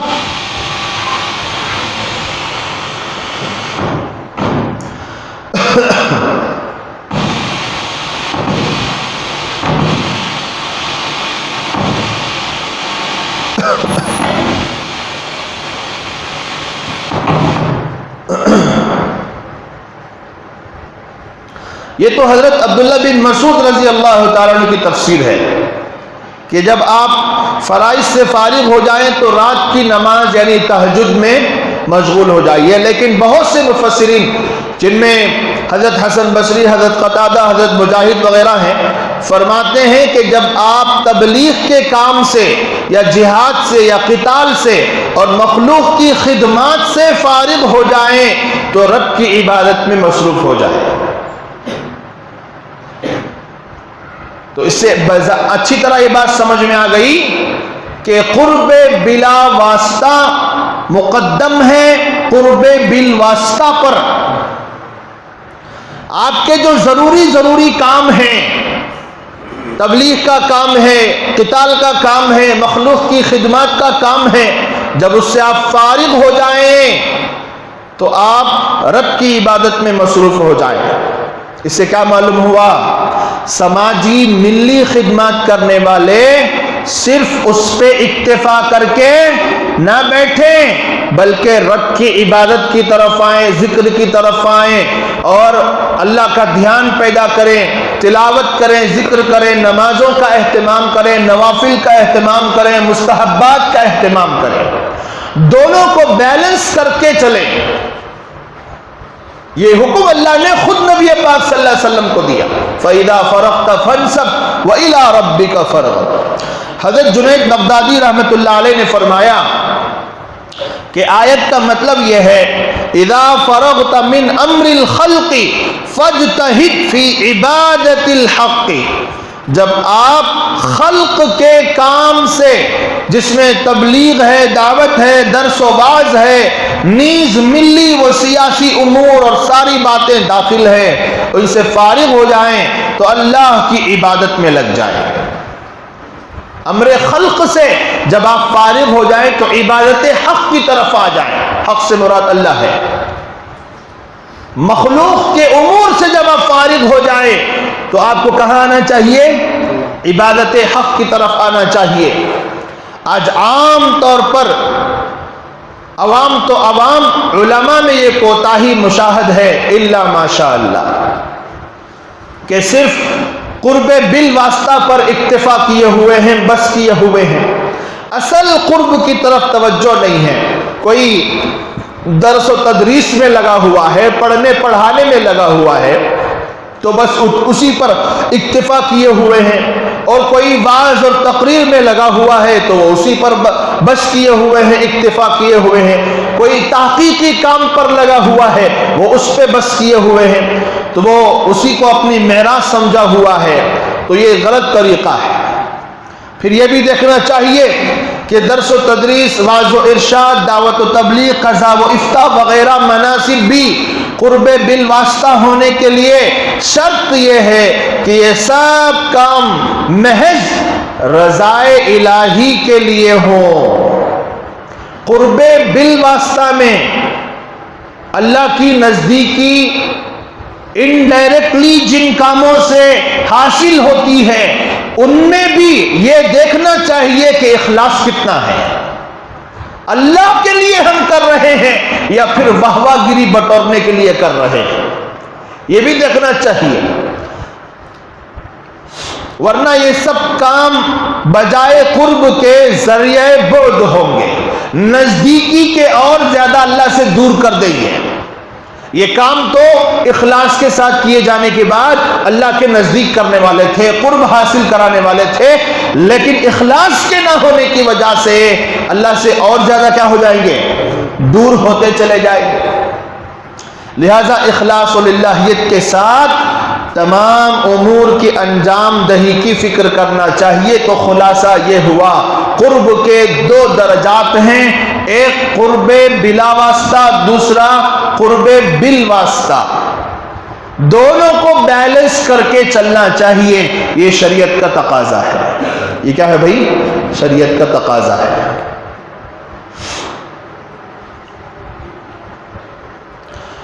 آگے فرمایا محدث محمد بن فضل رحمہ اللہ اور محدث یحییٰ بن معین رحمہ اللہ دونوں اپنے زمانے میں فن حدیث کے بڑے ائمہ مانے جاتے تھے۔ ایک بار یحییٰ بن معین رحمۃ اللہ علیہ کو محمد بن فضل رحمۃ اللہ علیہ سے ایک حدیث لینی تھی، چنانچہ یحییٰ بن معین محمد بن فضل رحمہ اللہ کے پاس پہنچے اور حدیث سنانے کی گزارش کی، تو وہ سنانے لگے اور سند بیان فرمائی۔ حدثنا حماد بن سلمہ، مجھ سے حماد بن سلمہ نے حدیث بیان کی ہے۔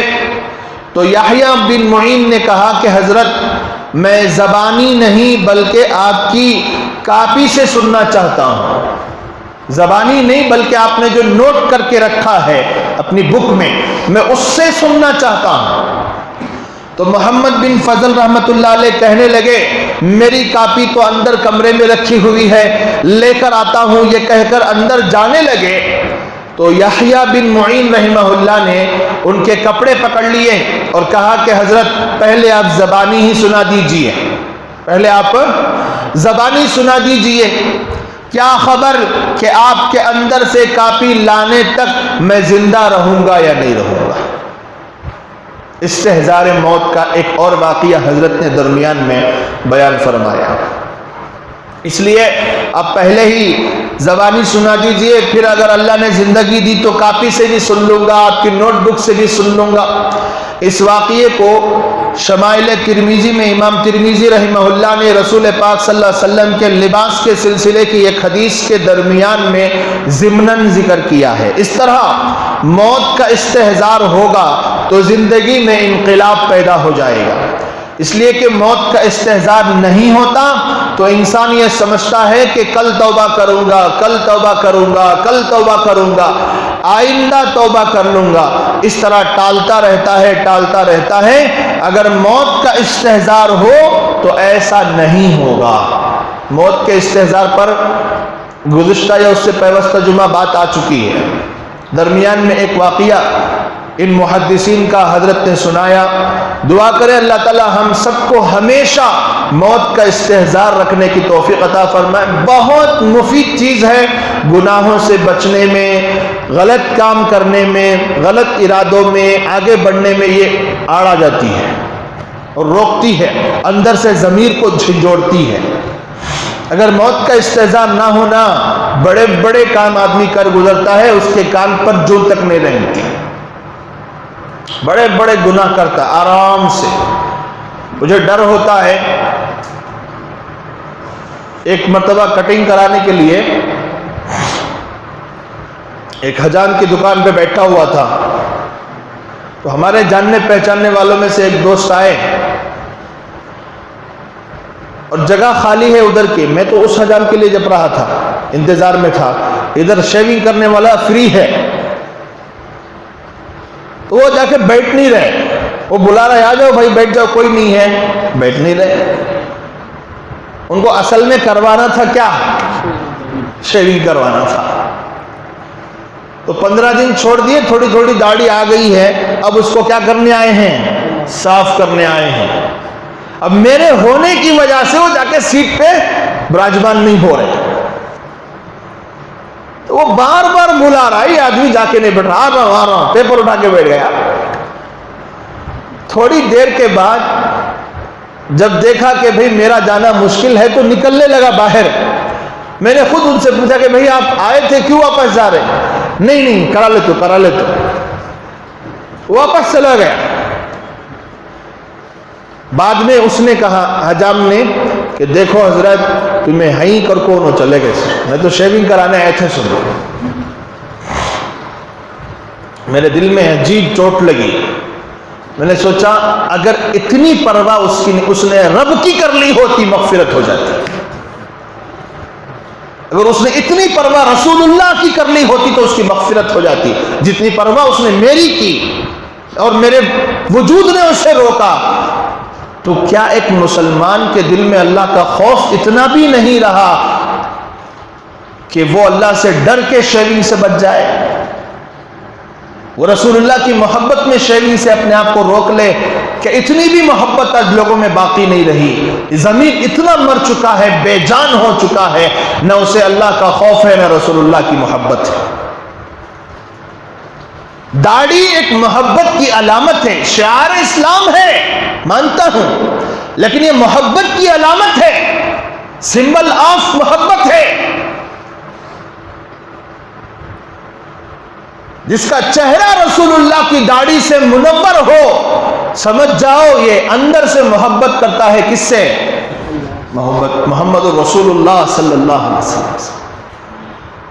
اور جو کوئی یہ کہے محبت تو دل سے ہوتی ہے چہرے سے نہیں، تو میرے بھائی عطر کی شیشی میں عطر ہو تو خوشبو باہر سے جھلکتی ہے، عطر کی شیشی میں واقعتاً اگر عطر ہو تو خوشبو کہاں جھلکتی ہے؟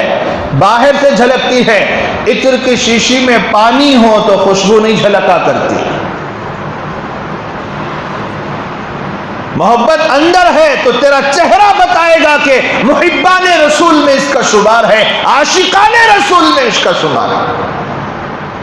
اور جس کو حقیقی عشق حاصل ہوگا وہ کبھی دعویٰ نہیں کرے گا کہ میں عاشق رسول ہوں، اور جن کو جتانا پڑتا ہے، منوانا پڑتا ہے کہ ہم بھی عاشق رسول ہیں، وہ داڑھی منڈا کر کے نعرے لگاتے ہیں نبی کا دامن نہیں چھوڑیں گے۔ ان کو جتانا پڑتا ہے کہ ہم عاشق رسول ہیں، ہمارا چہرہ بتاتا کہ ہم عاشق رسول ہیں۔ واقعتاً اگر محبت ہے تو چہرہ کم سے کم رسول اللہ کا بنا کے دکھاؤ۔ میں نہیں مانتا ایسے لوگوں کو جو یہ کہتے ہیں ایک طرف ایئرپورٹ ہے دوسری طرف کہتا ہے کہ میرے دل میں محبت، میں نہیں مانتا، یہ جھوٹی محبت ہے، یہ صرف دعویٰ ہے، اس کی روح کب کی نکل چکی ہے۔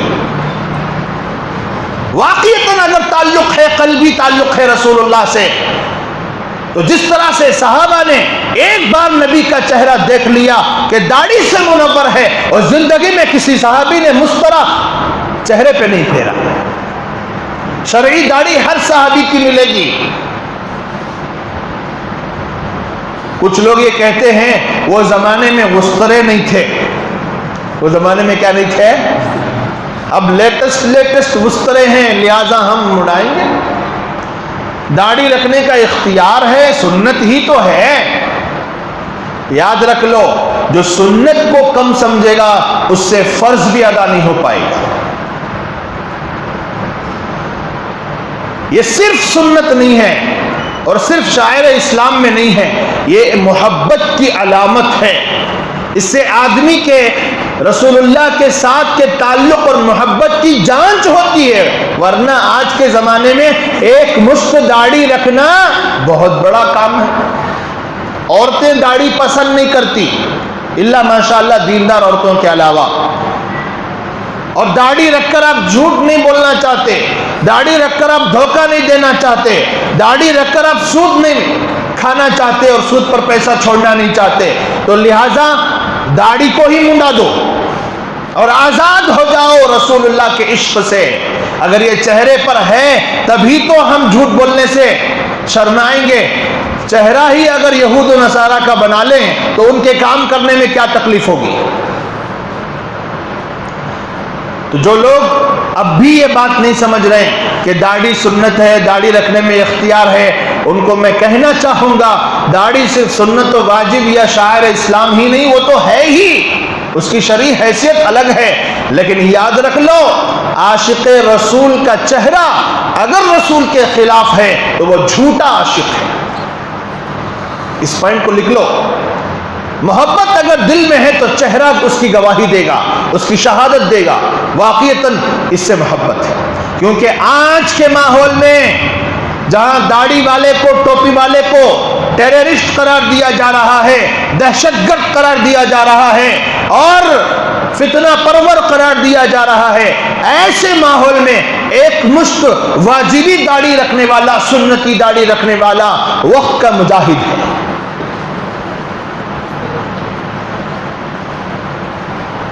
دل گردہ جس کے ٹائٹ ہیں نا، انہیں رکھتا ساتھ داڑھی، ورنہ بہت مشکل ہے۔ ایک مشت داڑھی رکھو۔ میں اس لیے زور دیتا ہوں، مجھے بار بار وہ خواجہ عزیز الحسن رحمۃ اللہ علیہ حضرت تھانوی کے جو خلیفہ ہیں، بہت مشہور ہیں، مجذوب تھے، ان کا مجھے وہ شعر بار بار یاد آ جاتا ہے، جب وہ کہتے تھے کہ جب میں اللہ کے دربار میں جاؤں گا اور اللہ پوچھے گا کہ کیا لایا، تو صرف یہ کہہ دوں گا، تیرے محبوب کی یا رب شباہت لے کر آیا ہوں۔ شباہت سمجھتے کیا؟ کاپی کرنا۔ تیرے محبوب کی یا رب شباہت لے کر آیا ہوں، حقیقت اس کو تو کر دے، میں صورت لے کر آیا ہوں۔ کم سے کم چہرہ تو رسول اللہ کا بنا لو، وہ بھی نہیں ہوتا تو پھر کہے کہ مسلمان بھائی،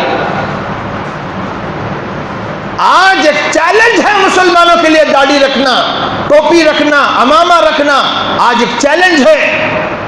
اپنے ایمان کو ظاہر کرنے کا ایک بہترین موقع ہے، اپنی سچی مسلمانیت کو ثابت کرنے کا ایک بہترین موقع اللہ نے دیا۔ حالات موافق ہو ٹوپی داڑھی رکھ لے، کمال نہیں ہے۔ حالات غیر موافق ہوں، حالات مخالف ہوں، اپوزٹ حالات ہوں، تب داڑھی ٹوپی رکھ کے دکھائے کہ میں گردن کٹا سکتا ہوں، رسول اللہ کی سنت اجاڑ نہیں سکتا۔ سلام ہے ایسے ایمان والے پر۔ تو کم سے کم اتنا کر لو کہ ٹوٹی پھوٹی نمازوں کے ساتھ، یہ ٹوٹے پھوٹے صدقہ خیرات کے ساتھ، یہ بے جان عبادتوں کے ساتھ چہرہ تو نبی والا بنا لو کم سے کم۔ یہ میرے دل کی ایک آواز ہے جو میں ہر آدمی تک پہنچانا چاہتا ہوں۔ کریں گے انشاءاللہ۔ ارے بڑا کوئی کام نہیں ہے بھائی، ایک بار سچے دل سے نیت کرو کہ موت کا کوئی بھروسہ نہیں، کبھی بھی میں ٹپک سکتا ہوں۔ اگر داڑھی مونڈے ہونے کی حالت میں مر گیا تو رسول اللہ کو کیا چہرہ دکھاؤں گا؟ اور جس حالت میں آدمی مرے گا اسی حالت میں اٹھایا جائے گا۔ ایسا نہیں کہ دنیا سے منڈا کے گیا تھا اور اتنی لمبی لمبی داڑھی آ گئی، ایسا نہیں ہوگا۔ کلین شیف گیا، کلین شیف اٹھے گا۔ سنتی داڑھی کے ساتھ گیا، اسی حالت میں رسول اللہ کے سامنے جائے گا۔ کیوں یہ بات تمہیں سمجھ میں نہیں آتی؟ دنیا کی محبت نے اتنا اندھا کیوں کر دیا ہے؟ عورتوں کے حکموں نے تمہیں غلام بنا دیا۔ آج کا ہر لونڈا اپنی معشوقہ کا غلام بنا پڑا ہے۔ وہ جیسا بولتی ویسا ہیئر اسٹائل، انہیں جیسا بولتی ویسی داڑھی کٹاتا، انہیں جیسا بولتی ویسے کپڑے پہنتا، انہیں جیسا بولتی وہ پینٹ پہنتا، انہیں جیسا بولتی ویسے چپل پہنتا، انہیں جہاں بولتی بلا لے جاتا، جہاں بولتی وہاں لاتا۔ غلام ہے، غلام۔ مرد نہیں رہا آج کا مرد۔ مجھے بڑا دکھ ہوتا ہے آج کے نوجوانوں پر۔ ایک زمانہ تھا، ہم نے اپنے والد کو دیکھا ہے، ماموں کو دیکھا ہے، دوسرے رشتہ داروں کو دیکھا ہے، مرد تو مرد ہی ہے۔ اسی لیے اللہ نے عورتوں پر مردوں کو حاکم بنایا۔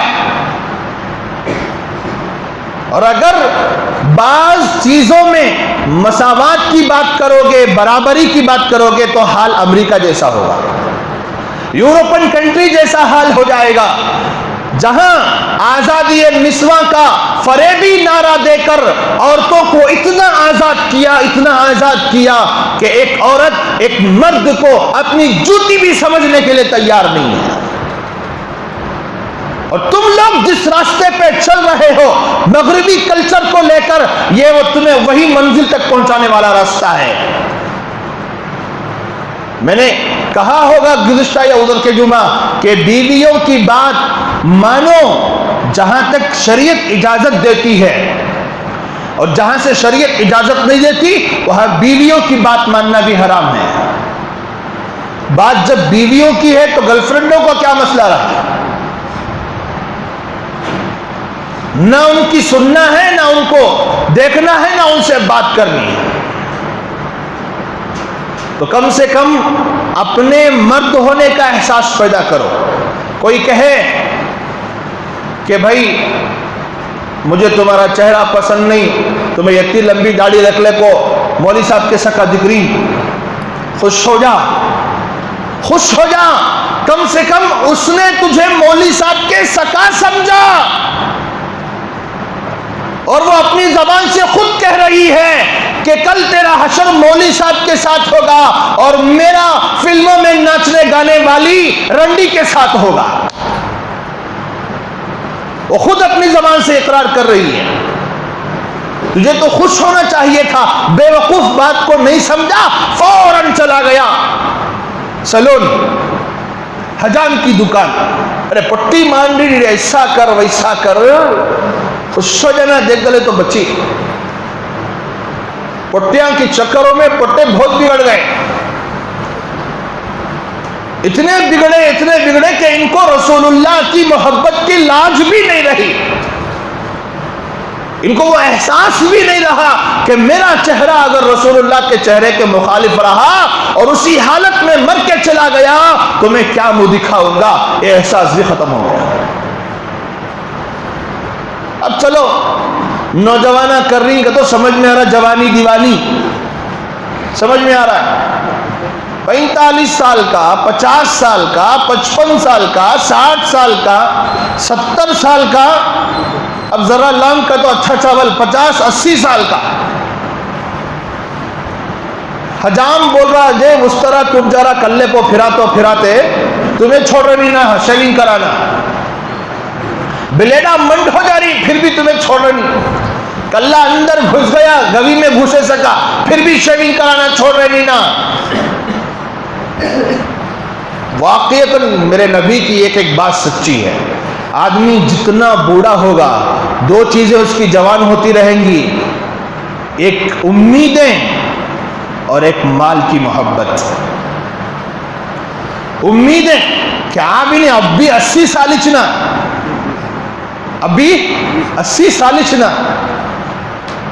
میرے ایک دوست کے ساتھ تمل ناڈو میں ان کے گھر گیا تو ان کے دادا باہر چارپائی ڈال کے بیٹھے ہوئے تھے. تو مجھے تھوڑا مذاق کی عادت تھی، ان کے ساتھ مذاق کیا کرتا تھا. پہلے کیا اب بھی جانے کا ارادہ نہیں ہے؟ شب شب بولو کرا بوڑھا،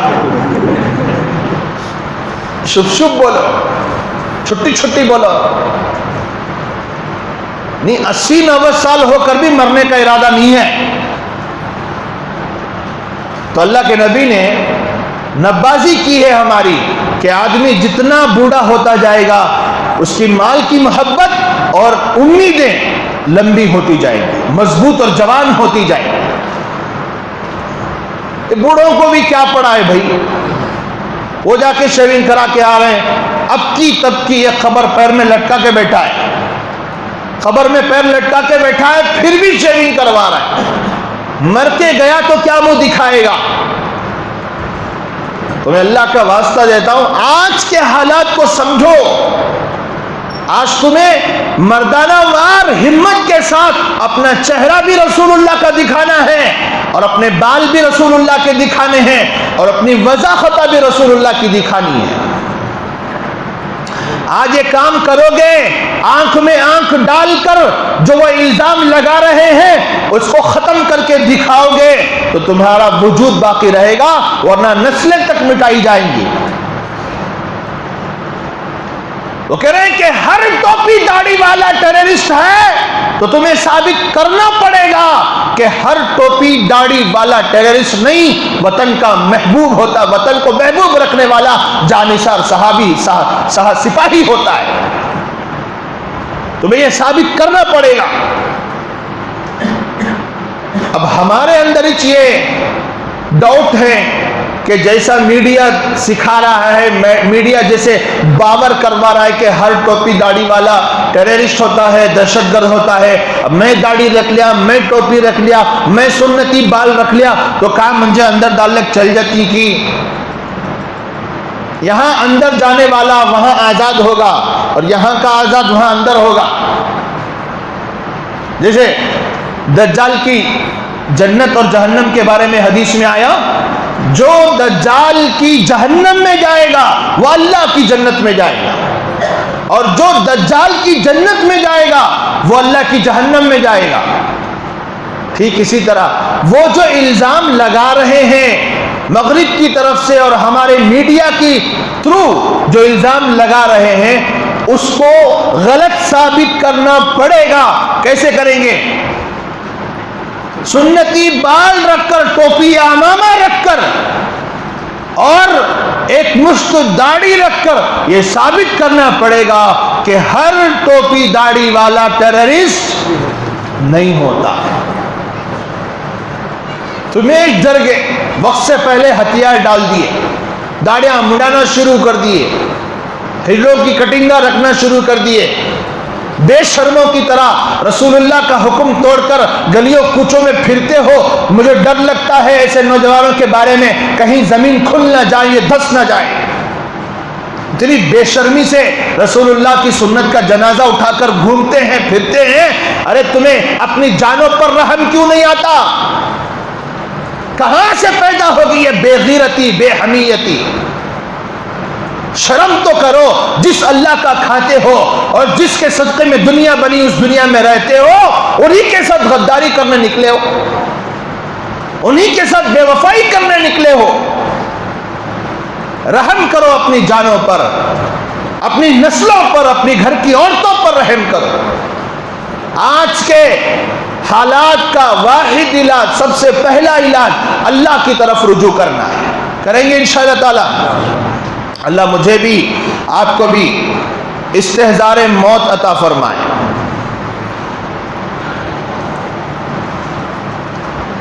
ایک سوال کیا گیا حضرت سے، آخر نے حضرت والا سے عرض کیا کہ حضرت آج دنیا میں بڑے بڑے اللہ والے کیوں نہیں ہیں؟ جیسے حضرت مولانا مسیح اللہ خان صاحب رحمۃ اللہ علیہ، حضرت مولانا شاہ ابرار الحق صاحب رحمۃ اللہ علیہ جیسے بڑے بڑے اللہ والے کیوں نہیں ہیں؟ یہ عام طور پر سب کا سوال ہوتا ہے. تو حضرت نے فرمایا کہ آج بھی ایسے اللہ والے موجود ہیں، مگر لوگ غلطی یہ کرتے ہیں کہ اللہ والے جب آخر عمر میں پہنچ کر ساری دنیا میں چمکتے ہیں اور شہرت پا لیتے ہیں، تب ان کو جانتے یا مانتے ہیں اور ان کی طرف رجوع کرتے ہیں. شروع سے ان کو عام طور پر لوگ نہیں جانتے، نہیں پہچانتے. خود حضرت مولانا مسیح اللہ خان صاحب رحمۃ اللہ علیہ جو ہمارے دادا شیخ ہیں، اور حضرت مولانا شاہ ابرار الحق صاحب رحمۃ اللہ علیہ یہ بھی ہمارے دادا شیخ ہیں. ان کی جوانی میں ان کو کون جانتا تھا، کون پہچانتا تھا؟ حالانکہ وہ اس وقت بھی بڑے اللہ والے تھے. یہی کیا ان کے بھی اکابر حضرات گنگوہی رحمۃ اللہ علیہ، حضرت تھانوی رحمۃ اللہ علیہ، حضرت نانوتوی رحمۃ اللہ علیہ، سب کے ساتھ ان لوگوں نے ایسا ہی کیا. ہاں جن کی آنکھیں ہوتی ہیں وہ اسی وقت ان کو پہچان لیتے ہیں اور اسی وقت رجوع کرتے ہیں اور منزل مقصود تک پہنچ جاتے ہیں. پھر فرمایا کہ شہرت حاصل ہو جانے کے بعد پہچاننا اور اصلاح کے لیے رجوع کرنا کوئی خاص بات نہیں ہے. اس وقت تو سب کام یہ کرتے ہیں. کمال تو یہ ہے کہ شہرت سے پہلے اور جاننے پہچاننے سے پہلے اللہ والوں کو پہچانا جائے اور ان کی طرف رجوع ہو کر اپنی اصلاح کرائی جائے. اس سے اخلاص کا پتہ چلتا ہے. اور شہرت کی بنیاد پر کسی کی طرف رجوع کرنے میں ہو سکتا ہے کہ نفس کا کوئی قید پوشیدہ ہو، کوئی نفس کی چال پوشیدہ ہو، جو اغراض فاسدہ کو دل میں لیے ہوئے اولیاء اللہ سے رجوع کرتے ہیں وہ کامیاب نہیں ہوتے. بہت سے لوگ اس نقطے کو نہ سمجھنے کی وجہ سے بغیر اصلاح کے یوں ہی زندگی گزار کر مر جاتے ہیں. تو خلاصہ یہ ہے کہ لوگ سمجھتے ہیں کہ بڑے بڑے اللہ والے دنیا میں نہیں ہیں، ولایت قیامت تک ہے۔ کب تک ہے بھائی؟ ولایت کا دروازہ کب تک کھلا ہے؟ قیامت تک کھلا ہے۔ تو مطلب کیا ہوا؟ ہر زمانے میں اولیاء اللہ ضرور رہیں گے، لیکن ان کی جوانی میں ان کو لوگ نہیں پہچانتے۔ اے جوان پوٹا ہے، انہیں کہاں سے اولیاء اللہ میں شمار ہو سکتا؟ سمجھ میں آ رہی بات؟ لوگ پہچانتے نہیں، جانتے نہیں، لیکن وہ انہی کے درمیان ہوتا ہے۔ لیکن جب چلتے چلتے چلتے عمر بڑھاپے کے قریب ہو جاتی ہے اور آس پاس کے لوگ ان کو دھیرے دھیرے جانتے پہچانتے، اس طرح سے شہرت ہو جاتی ہے کہ ہاں بھائی واقعتاً اللہ کا ولی بندہ ہے، تب لوگ ان کی طرف آتے ہیں۔ لیکن اس حالت میں ان کی شہرت کے بعد ان کی طرف جانے میں نفس کا قید پوشیدہ ہوتا ہے، نفس کی ایک چال پوشیدہ ہوتی ہے۔ اب اس کے ساتھ جا کر کوئی اللہ والے کی مجلس میں بیٹھے گا تو اس کی اصلاح نہیں ہوگی۔ اخلاص کے ساتھ اللہ والے کو ڈھونڈ کر اس کی جوانی میں اس سے اصلاح کرانا، یہ اصل کمال کا کام ہوتا ہے۔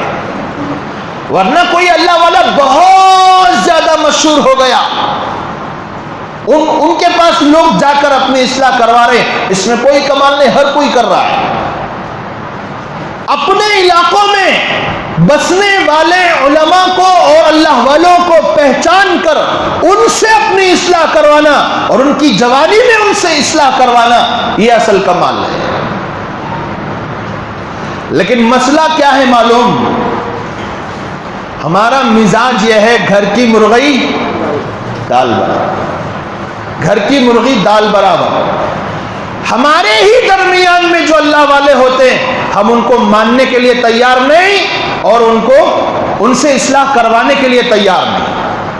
یہی ہماری غلطی ہے، جس کی طرف حضرت نے اس پیراگراف میں نشاندہی فرمائی۔ اللہ مجھے بھی آپ کو بھی بات سمجھنے کی توفیق عطا فرمائے۔ اب آخر میں ایک اعلان مجھے کرنا ہے، وہ یہ ہے، جیسا ہم سب جانتے ہیں کہ ٹنکر ضلع کا جو سالانہ اجتماع ہے گیرہلی کے میدان میں، کب ہے؟ 21-22 مارچ 2020 انشاءاللہ 21-22 مارچ 2020 کو ضلع ٹنکر کا سالانہ اجتماع ہونے جا رہا ہے۔ علماء کو جوڑ ہوا تو اس میں یہ ذمہ داری دی گئی کہ لوگوں کی توجہ اس طرف کروائی جائے۔ دعوت دینے سے پہلے ایک بات میں کلیئر بول دینا چاہتا ہوں، صاف صاف، اس وقت اختلافات کو ہوا مت دو۔ ہمارے حالات اور ہماری کنڈیشن ایسی نہیں ہے کہ ہم اب بھی ایک دوسرے کی ٹانگ کھینچیں، ایک دوسرے کی ٹانگ کھینچتے ہوئے بیٹھیں۔ ایمان والے ہیں، کلمے کی بنیاد پر ایک ہو جاؤ۔ ایمان والے ہیں، کلمے کی بنیاد پر ایک ہو جاؤ۔ اختلاف اپنی جگہ ہے، نظریہ اپنی جگہ ہے۔ میری اس بات سے کوئی کج ذہن والا یہ مطلب ہرگز نہ نکالے کہ ہم دو گروپوں کو ملانے کے لیے نکلے ہیں۔ یہ بات پھیل گئی تھی چند دن پہلے، کیا رہے انہیں دو گروپوں کو ملانے نہیں کیوں کہتے؟ بڑے بڑے اللہ والے کام کرنے انہیں کرتا کہتے؟ بے وقوف ہیں وہ لوگ جو اس طرح کی بات پھیلائے۔ ہم نے صرف اتنا کہا تھا، جب ادھر اجتماع ہوا تب بھی یہ بات کہی کہ دیکھو بھائی، اس وقت ایک دوسرے کی ٹانگ کھینچنے کا حالات ہمیں اجازت نہیں دیتے۔ ہمیں اظہار یکجہتی کرنا پڑے گا، اگرچہ کہ اختلاف ہے، نظریہ الگ الگ ہے۔ نظریہ کیا ہے بھائی؟ الگ الگ ہے۔ کام اپنے نہج پہ کرو، لیکن کم سے کم نفرتیں مٹاؤ۔ اور جو شدتیں آ گئی تھی نفرت کی وجہ سے، ایک دوسرے کو جو برا سمجھنے لگے تھے، ایک دوسرے پر الزام تراشیاں ہونے لگی تھیں، ایک دوسرے کی عزتیں اور پگڑیاں اچھالنے ہم لوگ لگ گئے تھے، کم سے کم اس سے توبہ کرو، اس سے رجوع کرو۔ ہم نے یہ کہا تھا نہیں کہا تھا؟ اس کا اتنا بڑا ہوا بنایا گیا کہ پتہ نہیں، گویا کہ میں مرتد ہی ہو گیا۔ یہ بات نہیں ہے، ہم نے نظریے کو نہیں چھیڑا، جس کا جو نظریہ ہے، جس کا جو منہج ہے، جس کا جو نہج ہے، وہ اپنے نہج پہ کام کرے، سب کو آزادی ہے۔ لیکن حالات اس وقت یہ تقاضا کرتے ہیں، ہمارے اختلاف کے باوجود ہمیں ایک ہونا ہے۔ یہ میری اصل میں صدا تھی، یہ آواز تھی، اس کو غلط طریقے سے پیش کر کے لوگوں نے ایک ہوا بنا دی۔ میری اصل آواز آج بھی یہی ہے، کل بھی یہی تھی، اور انشاءاللہ کل بھی یہی رہے گی۔ اختلاف اپنی جگہ رکھو، نظریات کو مت چھیڑو، وہ اپنے اپنی جگہ ہے، اپنے اپنے مسجدوں میں اپنے اپنے منہجوں پر کام کرو، لیکن اس وقت سب مل جل کر کم سے کم اجتماعات کو تو ہم کامیاب بنا سکتے ہیں۔ اب اس میں کون سی اختلافی باتیں آ رہی ہیں بھائی؟ سب اللہ رسول کی باتیں آ رہی ہیں، سب قرآن و حدیث کی روشنی میں باتیں آ رہی ہیں، اس میں تو کم سے کم ہم یہ کھول سکتے ہیں کلمے کی بنیاد پر، ایمان کی بنیاد پر۔ اب وہ بھی نہیں کریں گے، اپنی اپنی جگہ اکڑ کے رہیں گے، تو آپ کی اکڑ آپ کو مبارک۔ وقت سے پہلے اکڑو گے تو اللہ تعالیٰ ایک دن ضرور اکڑائے گا۔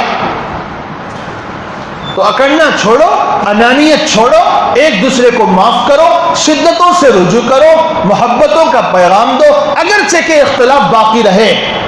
ہم یہ نہیں کہتے کہ اس میں ہاتھ ملا لو، کمپرومائز کر لو، یہ ہو بھی نہیں سکتا۔ جبرائیل بھی آ گئے تو ان کو بھی سمجھا کہ ہم بھیج دیں گے، نہیں بھائی بہت خطرناک مسئلہ ہے، تمہیں سمجھانے آؤں کو ہم نہ معلوم، ہمیں حق کو ہیں، ہر دو طرف سے یہی بات ہوگی، تو جبرائیل کو بھی ریجیکٹ کر دیں گے، تو عالموں کی کیا مجال۔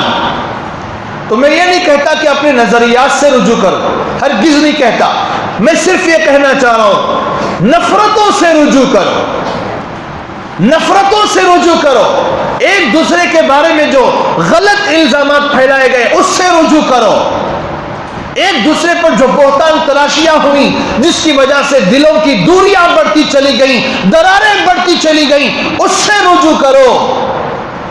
کم سے کم کلمے کی بنیاد پر ایک دوسرے کو معاف کرو، سینے سے لگاؤ، ملاقاتیں بڑھاؤ، محبتوں کا پیغام عام کرو، نفرتوں کو مٹاؤ، اور جدھر بھی اجتماع ہو اسے کامیاب کرنے کی کوشش کرو۔ بس ہم اتنا کہنا چاہتے ہیں، باقی کام کا اپنا اپنا نظریہ ہے، ہر دو گروپ اپنے نظریے پر قائم رہے، ہم اس کو چھیڑنا بھی نہیں چاہتے۔ تو یہ بات کلیئر کرنے کے بعد میں یہ کہتا ہوں کہ ٹنکور ضلع کا جو اجتماع 21-22 جنوری کو ہونے جا رہا ہے، مارچ کو 21-22 مارچ کو جو ہونے جا رہا، اس کو کامیاب بنانا ہم سب کی ذمہ داری ہے۔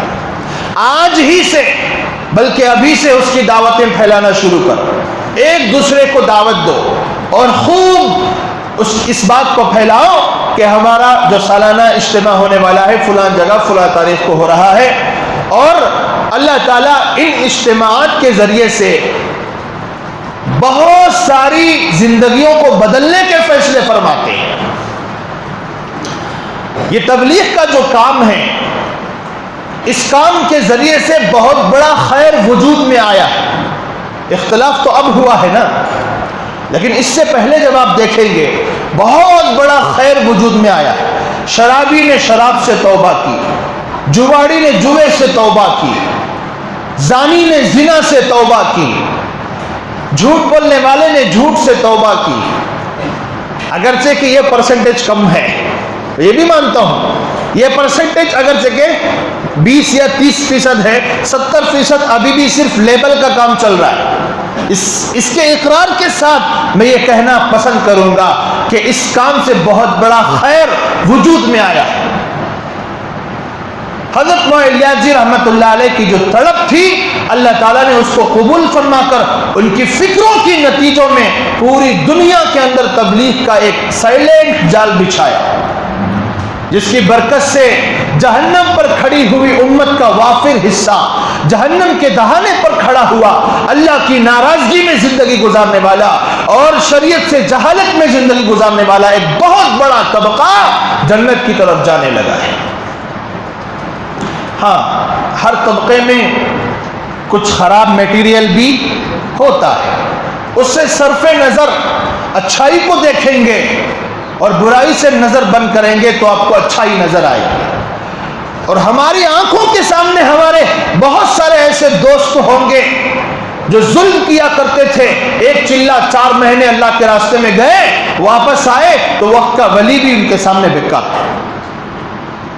ہوتی نہیں ہوتے, اگرچہ کہ وہ محنت باقی نہیں رہنے کی وجہ سے پھر کوئی کنورٹ ہو جاتا ہے, کوئی ادھر ادھر بھٹک جاتا ہے, وہ ہماری مسجدوار جماعتوں کی کمزوریوں کی وجہ سے ہوتا ہے.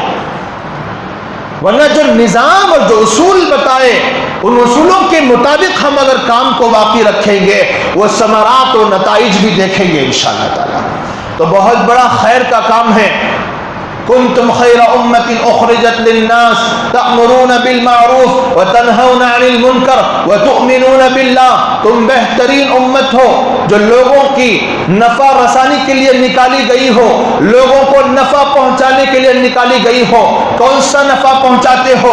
تأمرون بالمعروف, ایک دوسرے کو آپس میں بھلائی کا حکم کرتے ہو, اچھائی کا حکم کرتے ہو. وتنہون عن المنکر, ایک دوسرے کو برائی سے روکتے ہو, اللہ کی نافرمانی سے روکتے ہو, سنت کی خلاف ورزی سے روکتے ہو. وتؤمنون باللہ, اور تمہارا ایمان تو اللہ پر ہے ہی. یہ ہے تبلیغ, ایک دوسرے کو اچھائی کا حکم کرنا, برائی سے روکنا. یہ تبلیغ کا خلاصہ ہے, یہ تبلیغ کا خلاصہ ہے. تو اسی کام کے فکروں کو لے کر یہ اجتماعات سال میں ایک مرتبہ ہوتے ہیں. تو اس میں سب بڑھ چڑھ کر حصہ لیں گے انشاءاللہ تعالی. کام کیا ہے؟ کام کیا ہے؟ ہم جہاں بھی رہیں, جس طبقے میں, جس شعبے میں, جس ڈپارٹمنٹ میں رہیں, اس کی دعوت چلانی ہے. کریں گے انشاءاللہ تعالی. اللہ مجھے بھی آپ کو بھی عمل کی توفیق عطا فرمائے.